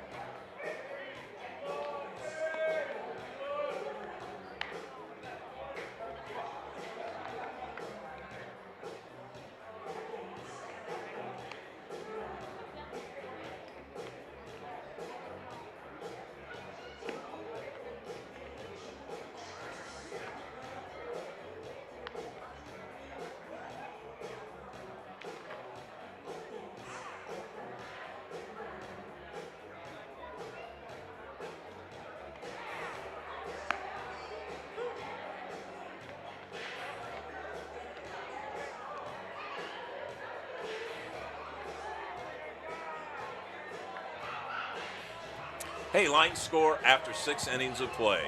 For service, 1 run on 2 hits. They have the 1 error. For Juneau, 2 runs, 4 hits, and the 1 error. And with the play-by-play the rest of the way, Kelly Thompson. Hey, thanks, Brad. As Larry Johansson shows the scoreboard. How many cameras does Larry have here? He's got a lot of cameras. Got a lot. Boy, you got a great angle on the batter, and then a great angle on the field of play. And there must be job. How many cameramen? 4 or 5? No, Larry does it all mechanically. He does it all. That sounds impossible. Yep. Pitch hitter here. Pretty sure this is Henry Helgeson for service. Yeah, this is Henry batting, the freshman. Rested up from football practice. The 0-1. Caught the corner for a strike. Henry just finished our freshman year in high school, very young.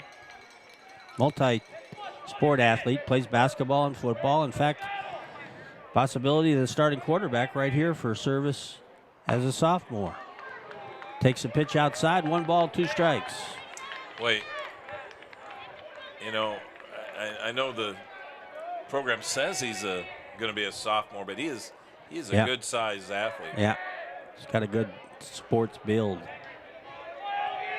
The 1-2, high and inside. We really like his dad, and his dad's an excellent fantasy baseball owner. Wow. Some years. 2-2 pitch. Good eye. Full count. Collins on 2-2. He'll try to paint the black, but now at 3-2, he's got to bring it in there and make sure he's catching the strike zone here. Full count pitch. Got a piece of it. It's a foul. You know, I like those. I like the white batting helmets. Yeah? First year, it took a little while for me to get used to, but I've really grown attached to them, to tell you the truth. The payoff pitch. Fouls it off again. Henry says, I'm not going down easy. Finn Collins, I'm not going down easy. I'm going to get my money's worth here with this at bat. It's good when you can step in off the bench and battle like this.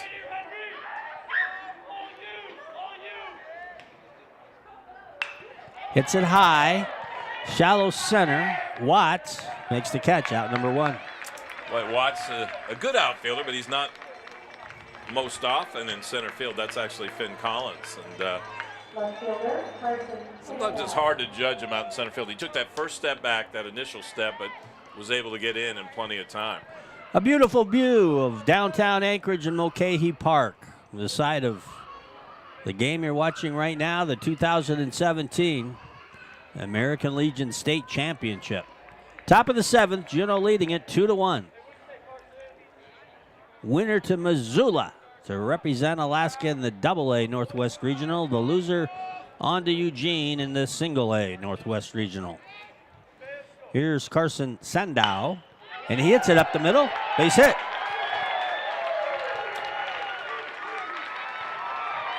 And he's going for second, and he's in there. Did Watts, if you can hear me, Brad, did Watts juggle it a little bit in center field? He kind of whiffed on it, and it wasn't going that fast. It didn't get far behind him, and a perfect throw might have got the runner at second, but good job to take advantage of that little miscue out in center field. So an extra base single and an error right there. Here's top of the order now, and the pitch is high. So a single to center and an E8. Boy, you know, it's a long time to play in the game, but they play Clancher deep, and if he is able to get a hit, it'll be hard to throw out the runner at the plate. Clancher's 0 for 2 with the walk, scored the first run of the game for service, and he takes high, ball 2, 2-0. Well, the runner at second represents the tying run, but Clancher represents the go-ahead run. He's a good base runner as well. Muir's going to talk it over with Collins for just a second.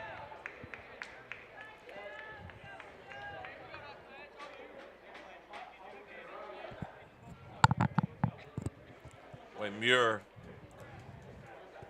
what a good catcher he has been back there. And just when you have that experience and you know you're like another coach on the field, you know it's time to check in on the mound.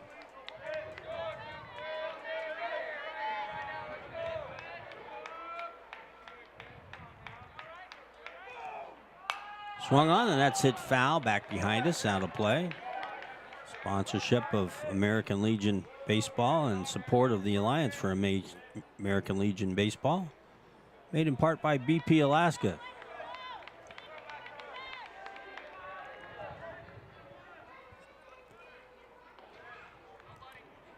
Check the runner at second. Here's the 2-1. Look out. Wow. Picking on Larry. Picking on Larry again here this afternoon. To our left. 2-2. I wonder if I haven't seen a lot of off-speed stuff, but Clancher seems to be on that fastball.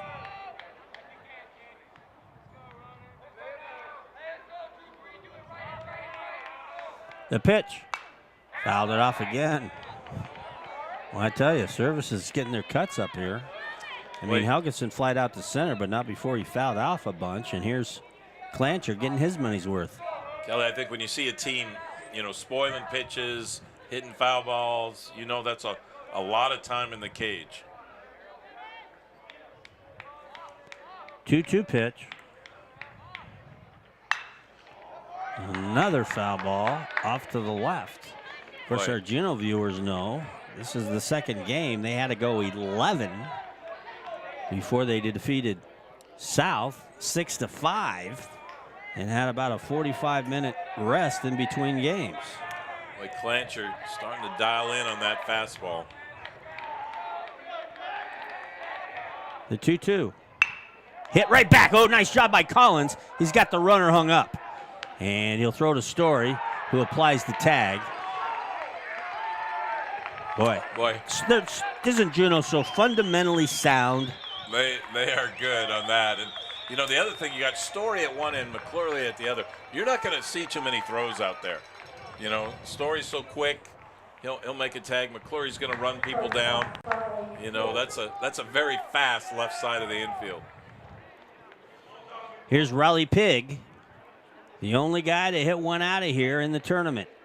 He's 1 for 3 today. He singled to left back in the first. Struck out the other 2 times.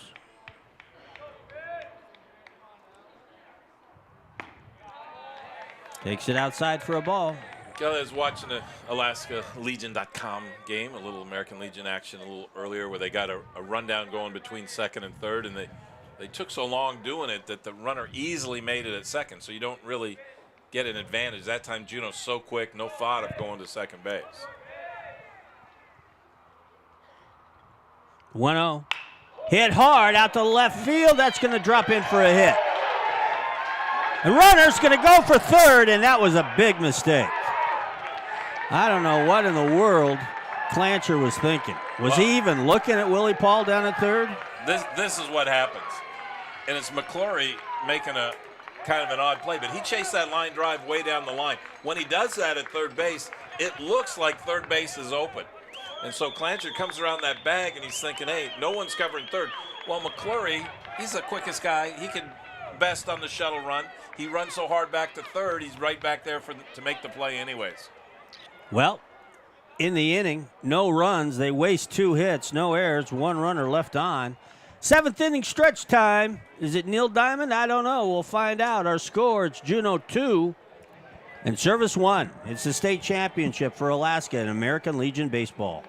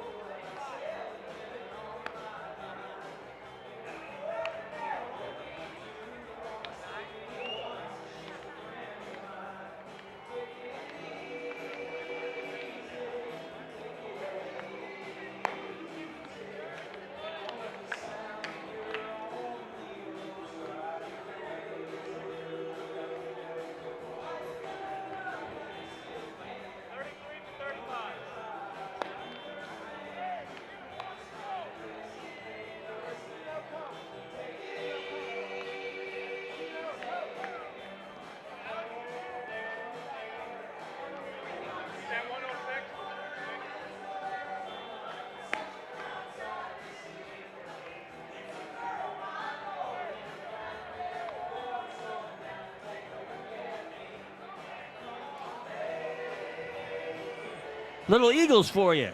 In between innings, compliments of our longtime great public address announcer. She does it all. She plays the music, does the scoreboard, keeps the book, and does the PA announcements. Wow. Jackie Lincoln next door.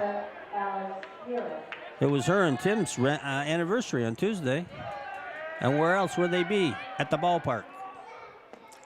Yeah, I think she told a story about getting married on an off day of this tournament years ago, and that's a cool baseball story. They went and had dinner, and then guess where they went? They went and watched baseball. Here's Alex Muir leading it off. The bottom of the 7th inning in a 2-1 game. Muir is 0 for 2. He's lined that shot to third, and he's grounded out to third. Takes a strike here. It's 2-1. Well, Juneau here in the bottom of the 7th. Service has 6 outs to get back in this game, and they want to make it tougher for them. A little bit low. Muir then followed by Mallinger and then Bobby Cox. Due up for Juneau. And a little activity taking place for Service as a couple of players running out to the bullpen as Muir takes ball 4, and that's now the 4th walk issued by Childs. What'd they say the total pitch count was him when we started the inning? I heard 106, which would, at the very most, if things went pretty well, you might get another inning in, but more likely less than an inning. He's approaching the magic number, which is what, 120? Hey, Juneau, 120. Juneau bunts well, and this is a bunt situation. And they lay down a beauty. This is trouble. Mulcahy tries to barehand it, can't get it. Goldie, his only chance was to barehand it. Infield hit. Yeah, you know what happened on that? Childs has fielded bunts great, fielded ground balls great, but he really fell off to the first base side that time, and he did not get a good jump on that bunt. So Goldie came a long way and just did not get much on that throw to first base. Cox might bunt again here. Bobby's he's 1 for 2, takes a strike. He did not show bunt.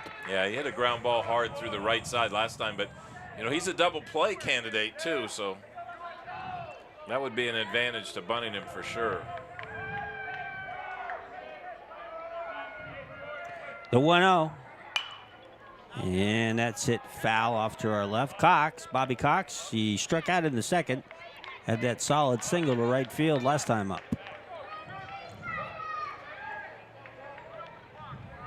Boy, Service so good at turning the double. They can get out of this trouble in a hurry. Hit right back to the pitcher, Childs. He'll go to third for 1.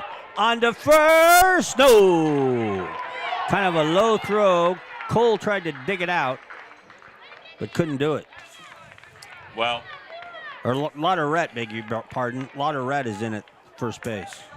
Well, that play was going to work, but it's the wrong play. When you get a ground ball first, second, what do you practice all the time? Do you practice third to first, or do you practice making the double at second? There's a swing and a miss. Helgeson is in right field. This is Finn Collins, the batter. Yeah, something strikes Joe Tompkins as funny. He's pretty relaxed in a stressful situation. Outside to Finn. Finn had that one hit back to the pitcher and then laid down a perfect 1-3 sacrifice. His last time up in the 5th.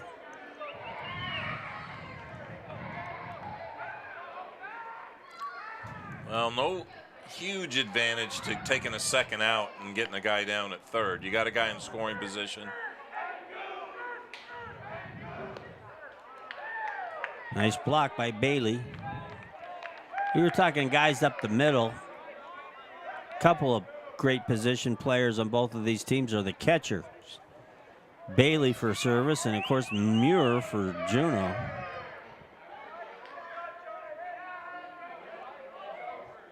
Hit hard, but right at Pig.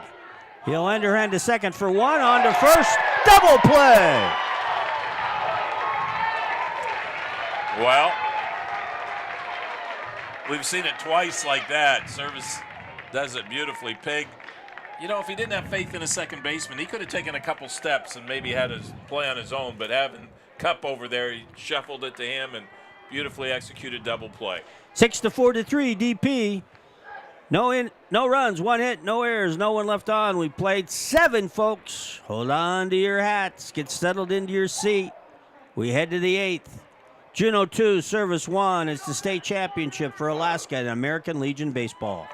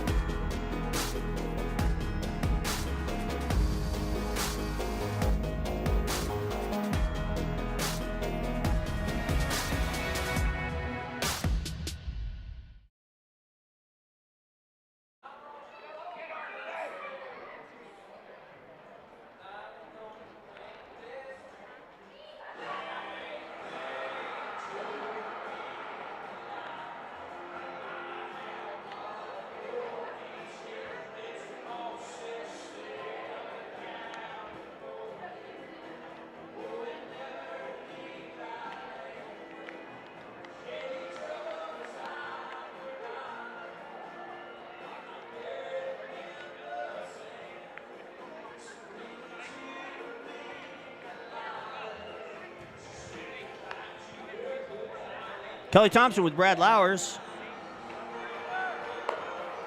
Larry Johansson, our executive producer. Luke Cooley on the stats. We'll have the presentation of the trophy, of course, and the medals for the champions down on the field. Brad will be down there handing out our...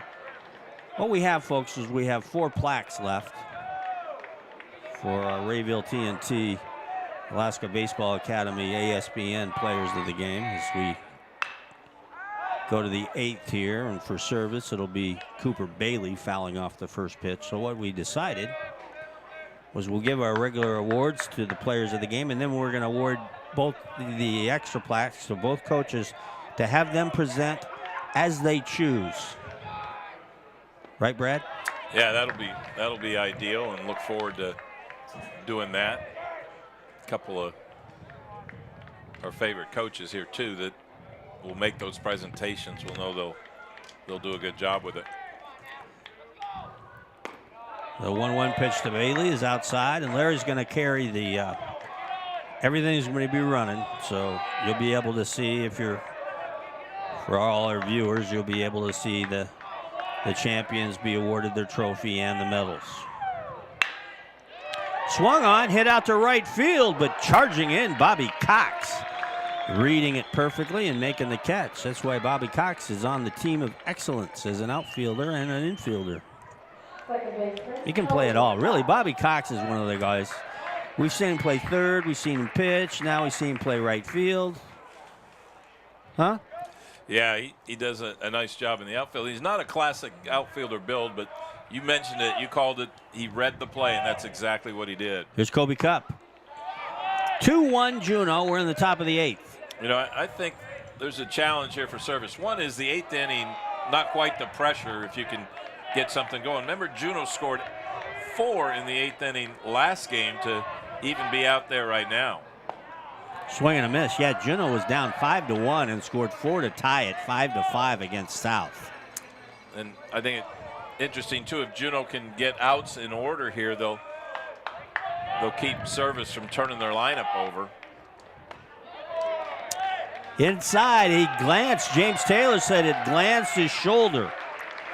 It glanced his shoulder, so that'll be scored as a hit by pitch, HBP. Just a bit of the blouse, and you know, it's funny when the catcher catches that pitch, it really doesn't look like it could have hit anything, but just ever so slightly. And what, I think that's second hit by pitch for Collins and gives Service a runner down at first base. Here's Jaron Childs.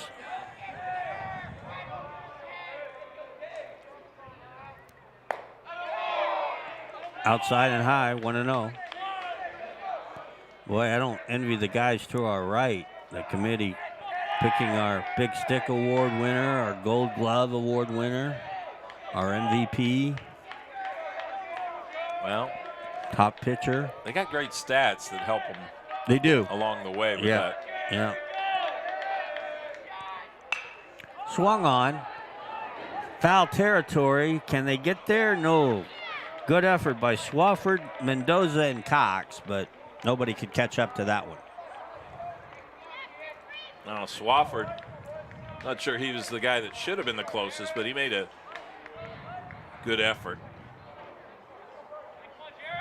Heck of an effort by all three of them. So the count stays at 1 ball, 1 strike to Childs.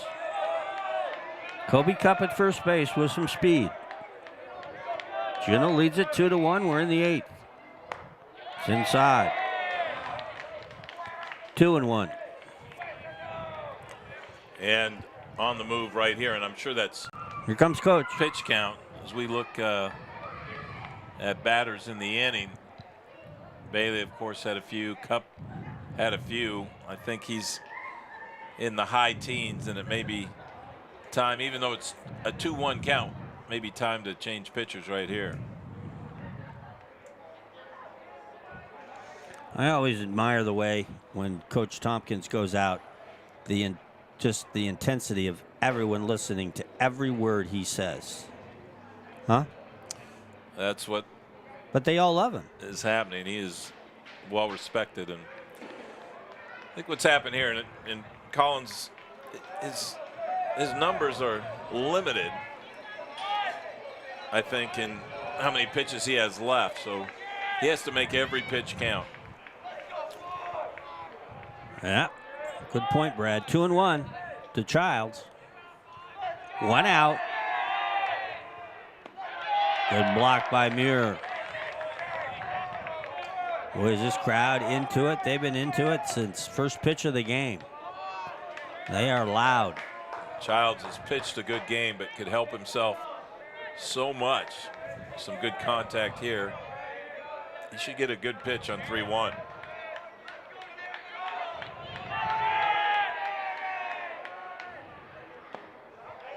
Called strike on the outside corner.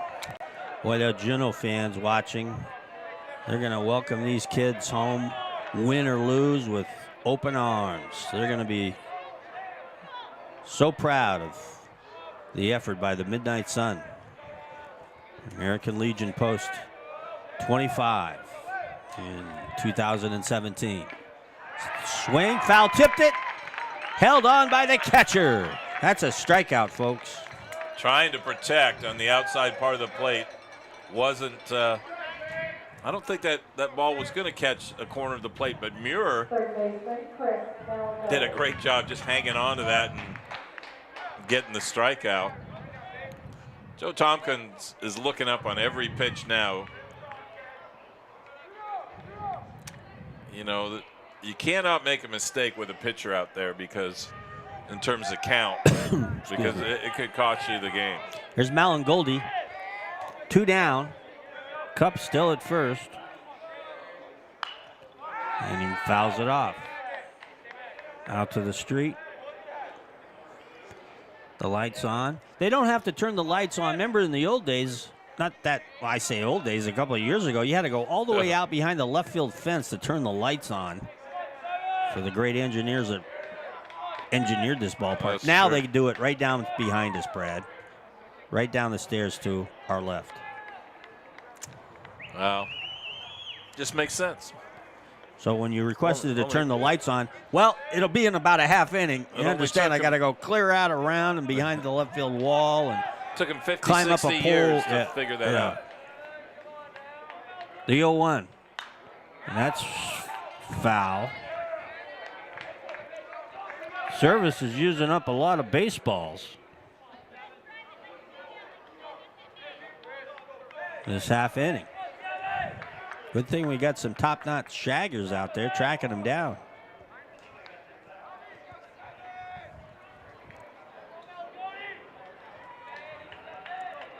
Here's the 0-2. Hit to the right side. Mendoza gobbles it up, throws him out. In the inning, in the 8th for service, no runs, no hits, no errors. One runner was left stranded at first. If you got any nails, it's nail-biting time. But I think these games have been close throughout the tournament. Nobody has any fingernails to chew. We go to the bottom of the 8th. Our score, Juneau 2, service 1, and you're watching it live. Compliments of the Alliance for American Legion Baseball.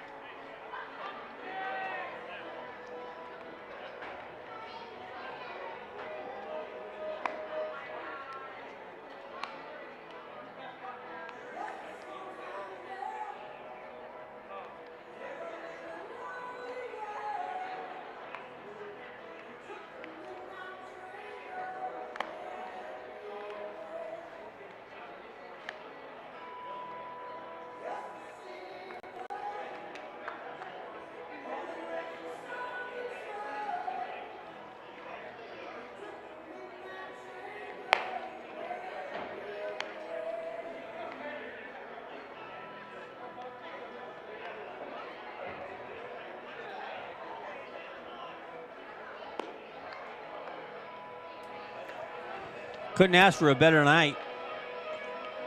Last day, last game of the tournament, 2017. So we head to the bottom of the 8th inning. Juneau leading it 2-1.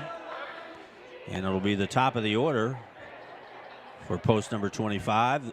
Zeb Story, Donovan McCurley, and Casey Watts. Bottom of the 8th will be huge. And, you know, Juneau, I'm not sure about the early game today, but other than that, they've scored in every first inning, which means the top of their order. So, well, here's the only guy that has 2 hits for Juneau tonight. This is Zeb Story. He singled in the first and had that big RBI in the 5th that gave Juneau the lead. The single to left that drove in the run, the lead run, because we're at 2-1. Pitch down low for a ball, 1-1.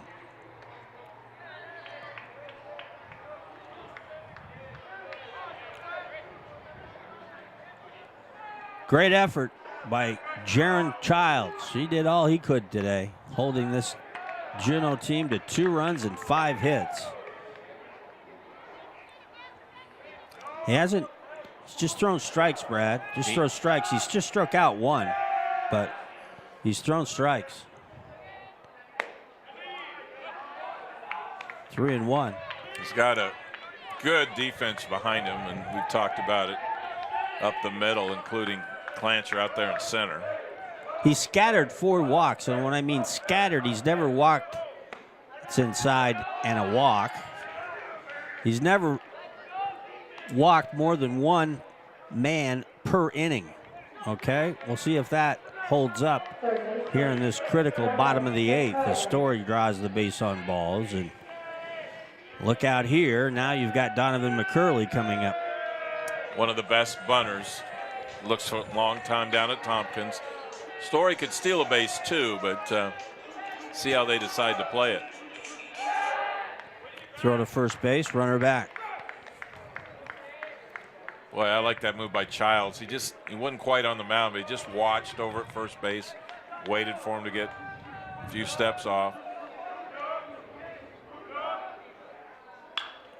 Swung on, and that's hooking foul, out of play.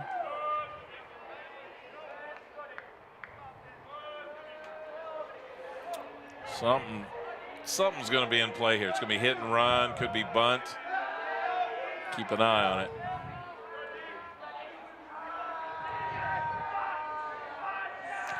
The 0-1, high. 1-1. Well, I'll tell you what still scares me from a service perspective is if they push that bunt to the right side, force Cole to field it. That's a tough play to make. The 1-1 pitch shows bunt, and it's low. Both teams, ironically, looking for their third American Legion state title. Both of them have 2 in their pocket when they took the field here tonight.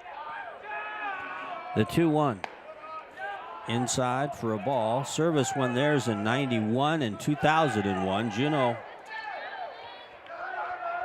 has 2 state titles as well. Again, Joe Tompkins goes a long time with the signs and laughs. There goes the runner. And it's ball 4.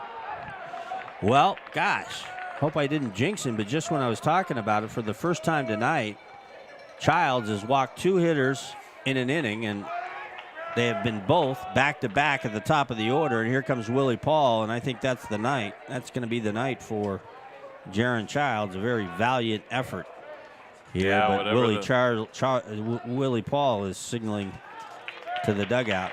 You can't get to this part of the game without being at a pretty high number. So we'll take a break as we wait for the new service pitcher, and there you get a good look at Mr. Childs and getting a good round of applause from the service fans right above him in the box seats. Back with the new service pitcher after this quick timeout. Compliments of the Alliance for American Legion Baseball.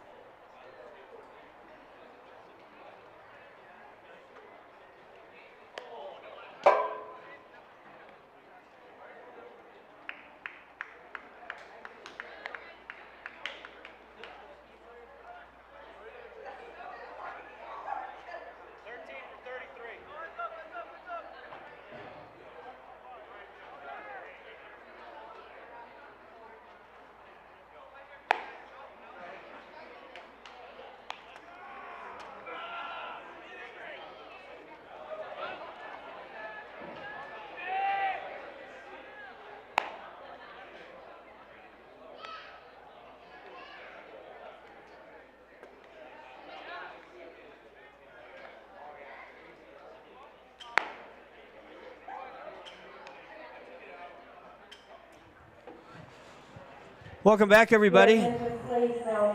Now pitching for service is Andrew Jadinger.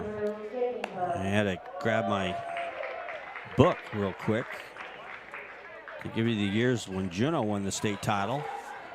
It was back-to-back years, Brad, back in 83 and 84. For a while, remember, Juneau didn't have American Legion baseball. Well, I'm sure it was some of that tradition that inspired them to get back in. Yeah. And a lot of help from the community. We've seen Janiger before. He's kind of the closer. He will be a senior. He will graduate next year. He is a right-hander, 6 feet, 160 pounds. He wears those prescription glasses. Really expecting bunt right here. Comes in with nobody out, runner at first and second base. And it's high outside. No show of bunt, but wait, the way service has turned double plays, you just can't give him a double play in this situation. The 1-0. There's the bunt you were talking about. It's a good one. And everybody's going to be safe. Really good bunt. And Watts has done it a few times, so no surprise. He's got bunt base hits throughout the tournament. And now timeout's going to be taken again. But bases loaded for your cleanup hitter. No outs. How service going to play this one? You imagine they have to come in for at least till they record the first out. Swafford, good contact hitter. Got contact, Kelly. You saw the end of that last game. I think Swafford was involved in the last play of the game. Not necessarily a hard hit by any means, but he put the ball in play and he forced the play that won the game. Yeah, he hit it down hard at third. Hey, Brad, we've given the numbers. Lou gave us the number on Jared Childs. He threw 99 pitches, 7 innings complete, 2 runs, 1 strikeout, allowed 5 hits and 5 walks. He can't close the book on him. He's still responsible for 2 of the runners on base. Did you see Jadinger? That was such a perfect bunt, but did you see Jadinger? He seems confused. He didn't know if Malin Goldie was going to field it or he was supposed to field it. Well, a lot of times in that situation, the third baseman holds at third. And that's where missing Childs, too. He fields that position so well. Hard for a guy to come off the bench and field it as well. The 0-1 down low. Boy, you got to be careful with this guy, Swafford. And we got Childs down at first base now. Juneau's most powerful hitter.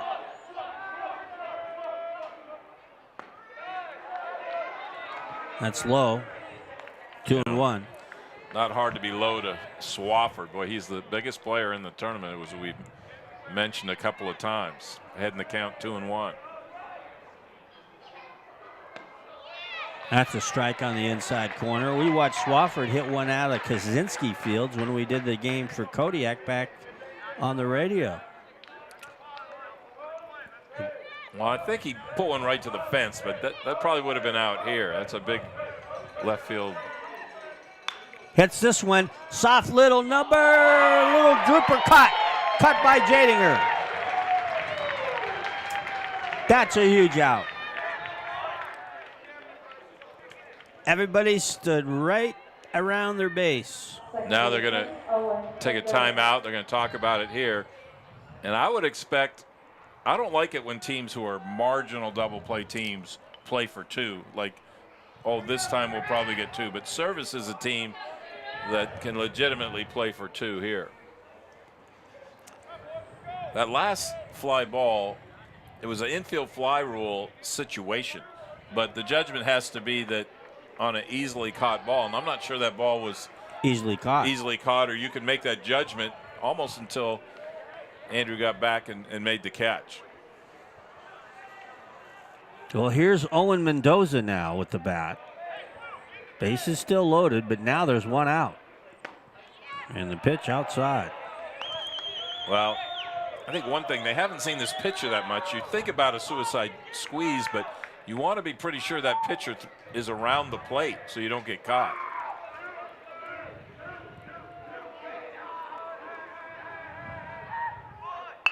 Nice bunt, fielded. He stepped out of the batter's box, but I mean the line, but that doesn't matter. The run will count, right? Right. It's a suicide squeeze. It's well executed, and I think, Kelly, that ball would have went foul if they'd allowed it to roll for a while, but he picked it up. The runner left the baseline.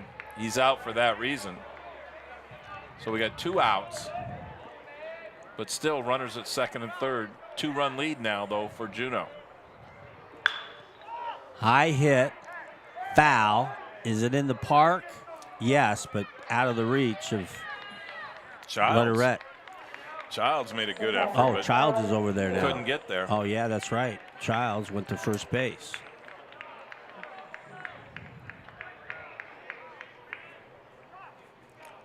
Oh, Muir with a chance to really put Juneau in a commanding position here. 2 out. Bottom of the 8th, 3-1 Juneau. Swing and a miss. Foul tipped it, says home plate umpire James Taylor.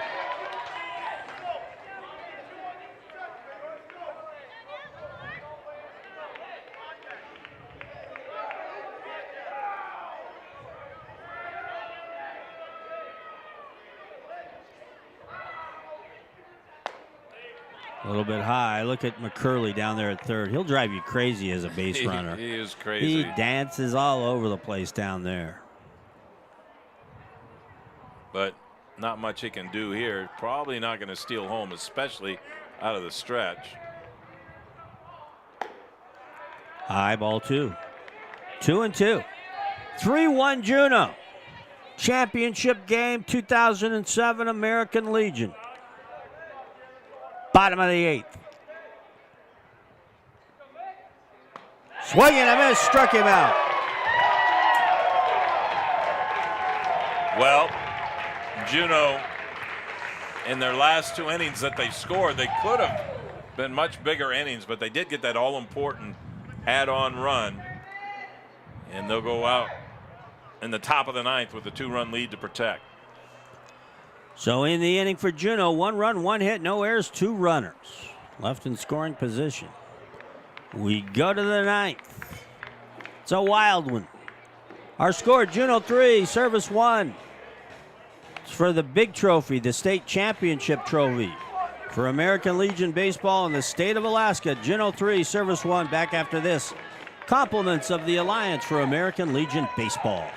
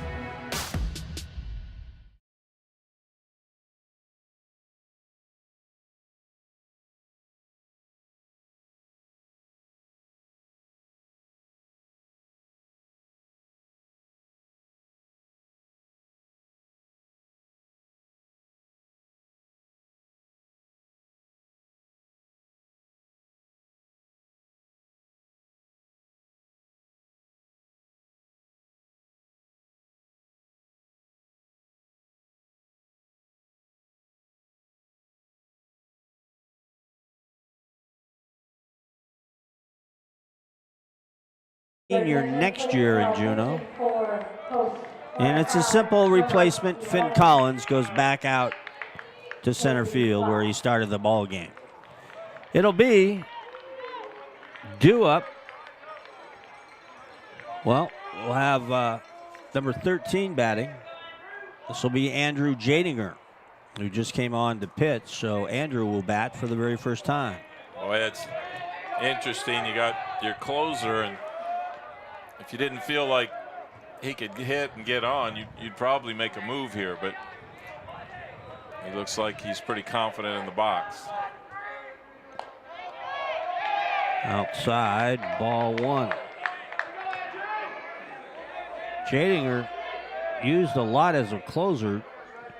Would not think he's had that many at-bats this year, and Watts doesn't start off real good. Well, he's got the bottom of the order, but he doesn't want to walk people and get to the top. There's a strike. It's 2-1.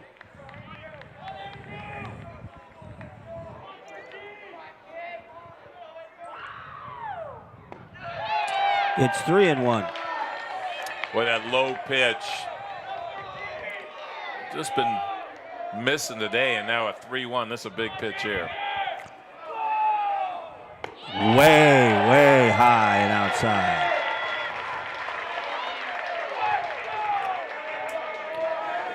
Well, now your tying run comes to the plate. Yeah, and it's, I don't know, McCurley's way in, but it's not a sacrifice situation. You need that second runner on before you even think about. Henry Helgeson, your batter. He's batted 1 time tonight. McCurley in way too far, but now backing up. Hits it to the right side, could be 2. On to second for 1, on to first, double play.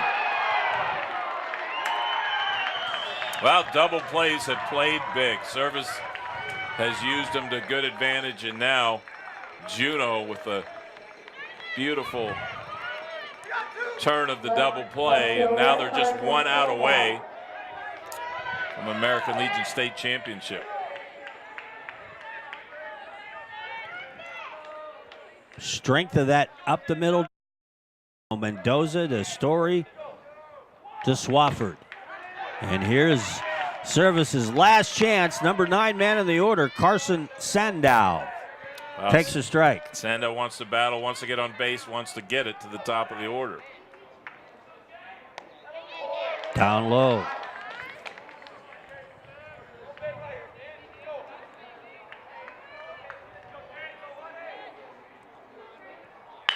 Hit hard to the shortstop, Story, it's over. Juneau, Midnight Sun, post number 25. They're your new 2017 American Legion state champions. Juneau, congratulations, you're going to Montana, the Big Sky country, to represent the state of Alaska as our American Legion state champions.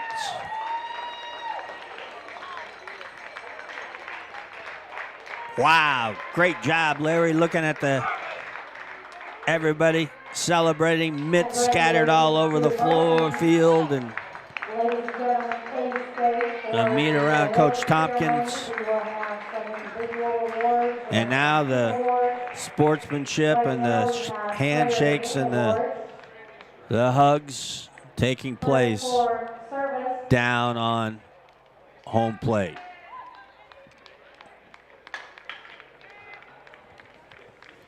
So I'm waiting, let's see. Players of the game. For service, the player of the game is number 7, Chris Malagodi. Our players of the game for service, Chris Malagodi.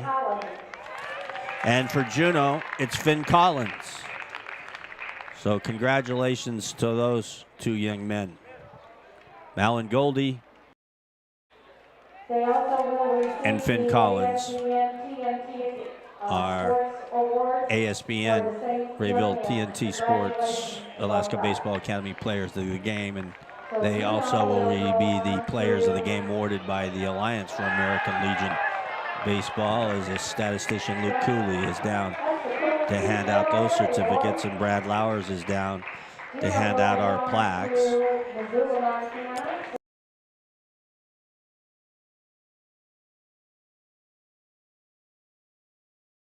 And Don Winchester, who has done an outstanding, remarkable, unbelievable job of getting field turf, not only here in Anchorage, of course, but all around the state of Alaska.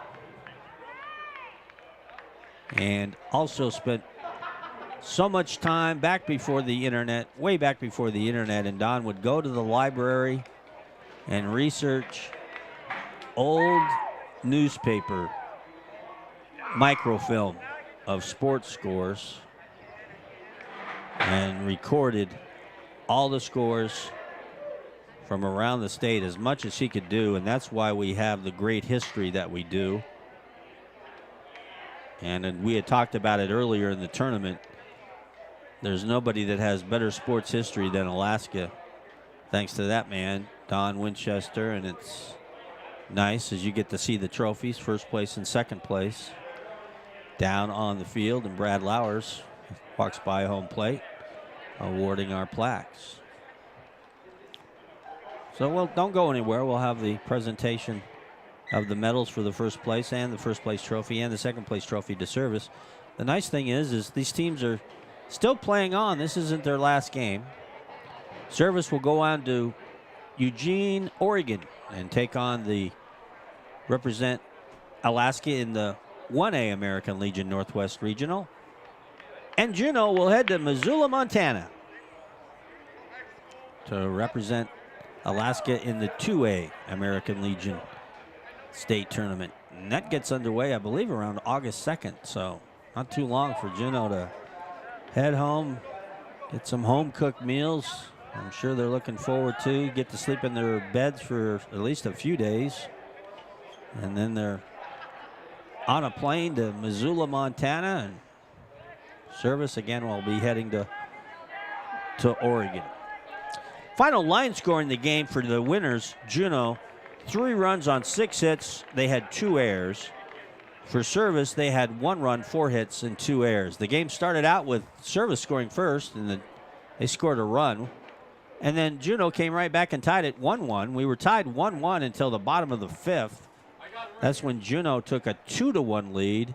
And then that all-important insurance in the 8th when Juneau added another run to go 3-1. And that's the way the game ended with the 3-1 final. Some hitting stars. Jeb Story, a couple of hits and an RBI and a run scored. He also walked. Swafford had an infield hit RBI. Allinger with a hit.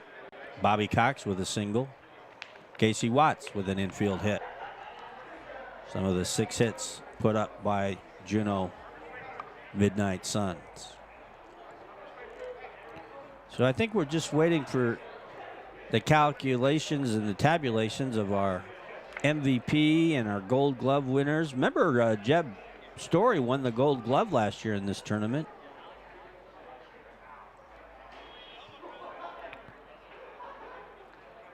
And the MVP and those awards will be announced here shortly. I think they're just basically going over the final numbers, and I think is usually the case. Steve Nerland will take. There he is. So let's be quiet and listen in to join Steve Nerland as he makes some announcements. For Brad Lauer, for my part, Kelly Thompson. Can't wait till next year in Brad Lauer's. Thanks to Larry Johansson. Don't go anywhere. Oh, there's Larry down on the field. All right, Larry's down on the field. So let's join Steve Nerland. The presentations are Don Winchester of the Alliance of American Legion Baseball, Bill Lehrman from the Alliance of American Legion Baseball, from Servicehide, the principal Frank Hauser, and we also have 3 special honorees that we'd like to honor before the players are given their awards. Without these folks, the folks back in Juneau or all around the state would not be seeing all of this terrific action that happened over these last 5 days. Let me begin by recognizing a gentleman who's done a fantastic job with the production on the streaming of the state tournament. He's been doing it for several years and upgrading the cameras. He's from Juneau, Alaska, Larry Johansson.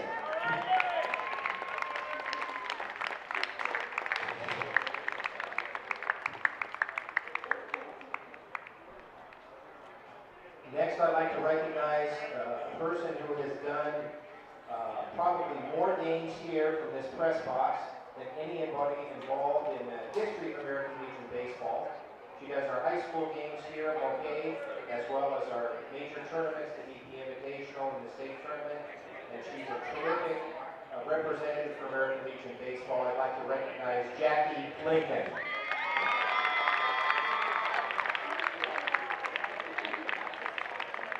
I'd like to honor another person that doesn't really know about this, but he has come on this year and helped us in the BP tournament. He's an absolute terrific person to work with, impeccable credentials in media and public relations. I'd like to recognize our producer, Mr. Nate Sagan. Thank you. He also did a number of the ball games at the tournament, along with his cohorts, Tony Wiley and Lauren Frost. I'm going to read some other names, and I'd like the players to also recognize these people, because without all of these folks, this kind of event couldn't take place. Luke Cooley in charge of stats and the pitch count. Van Williams, terrific job all year long on our media and scheduling and everything else. The Bartlett team for handling the Masson Gate, concessions, and cleanup. The service team for the state tournament gate and cleanup. Always long-time broadcasters and assisting us this year from ASPN, Kelly Thompson and Brad Lauer. Also our Masson crew, who are not here tonight, but they need to be recognized, our tournament director and former All-State American Legion player, Sagan Osborne, Zach Fernteal, Kylan Osborne, Kyle Bornegade, Jalen Osborne, and then our terrific operator operations and maintenance crew for all of the American Legion Baseball Alliance, Willie Paul and his crew, including Logan Williams. A special thank you to the Williams family, who've operated concession stands for a number of years. And finally, we have an outstanding group of umpires, headed by Lucido Munoz. 20 different umpires, 30 different games over a 5-day period. Please give our umpires a terrific round of applause, too. Ladies and gentlemen, let's begin with the presentation of trophies for second place in the American Legion State Tournament. Please welcome Service Post 28.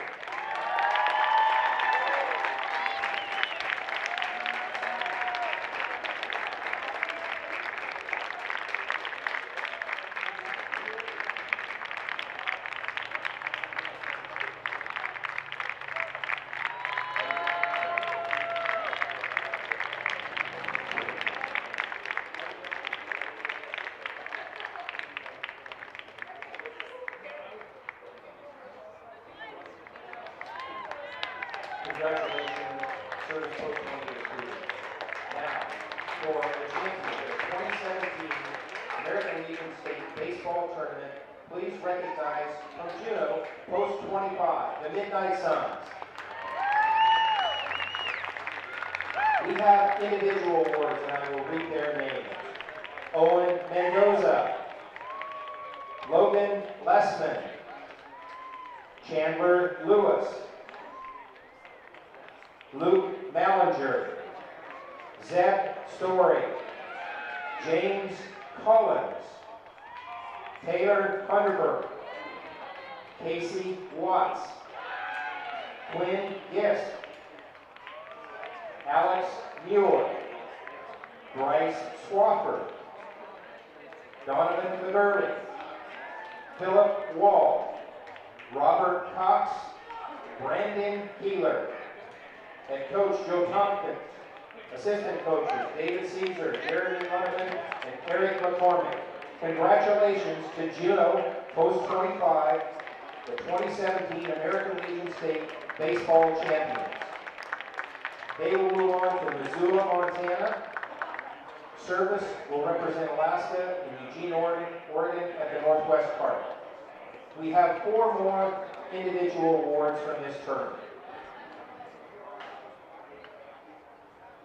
First, for the top pitcher.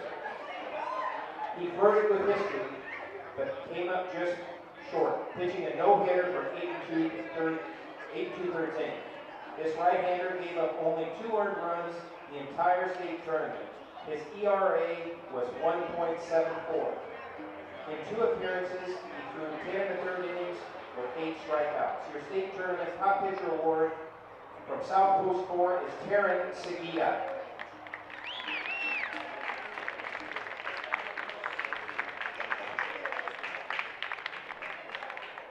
Your Gold Glove. One of the fastest players in the state of Alaska, this center fielder covers more range than GCI. He did not make an error on 10 defensive chances and showed off the best outfield arm in the state tournament. He also hit 8 for 15 with 6 stolen bases, but defense was his calling card. Your state tournament Gold Glove Award winner from West Post 1, Sean Jones.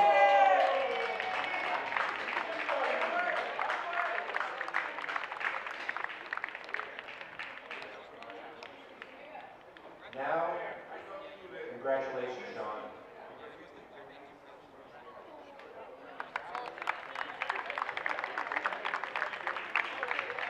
For the big stick. He was a big bat in the lineup and came through under pressure time and time again.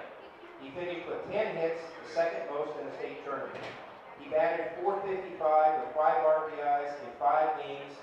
Nearly half his hits went for extra bases. Your state tournament Big Stick Award from Service Post 28, Cooper Bailey Parsons.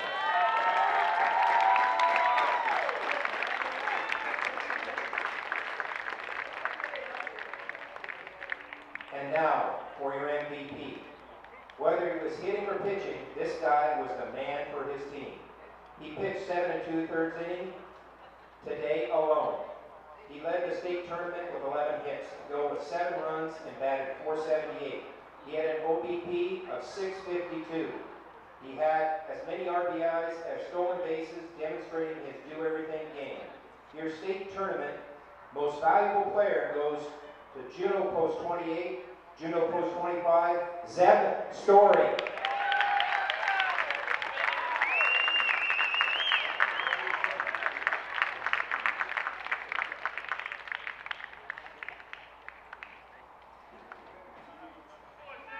Congratulations. And on a closing note, please give well wishes to our department chair, Russ Baker, who underwent a rotator cuff surgery on Wednesday and is recuperating. I also want to recognize Baseball Commissioner Tony Maldonado for assisting. Ladies and gentlemen, that's the conclusion of the 27th American Legion State Baseball Tournament. Congratulations to Juneau. Good luck in Missoula. Congratulations to the Cougars. Go get them in Eugene, Oregon. Thank you very much.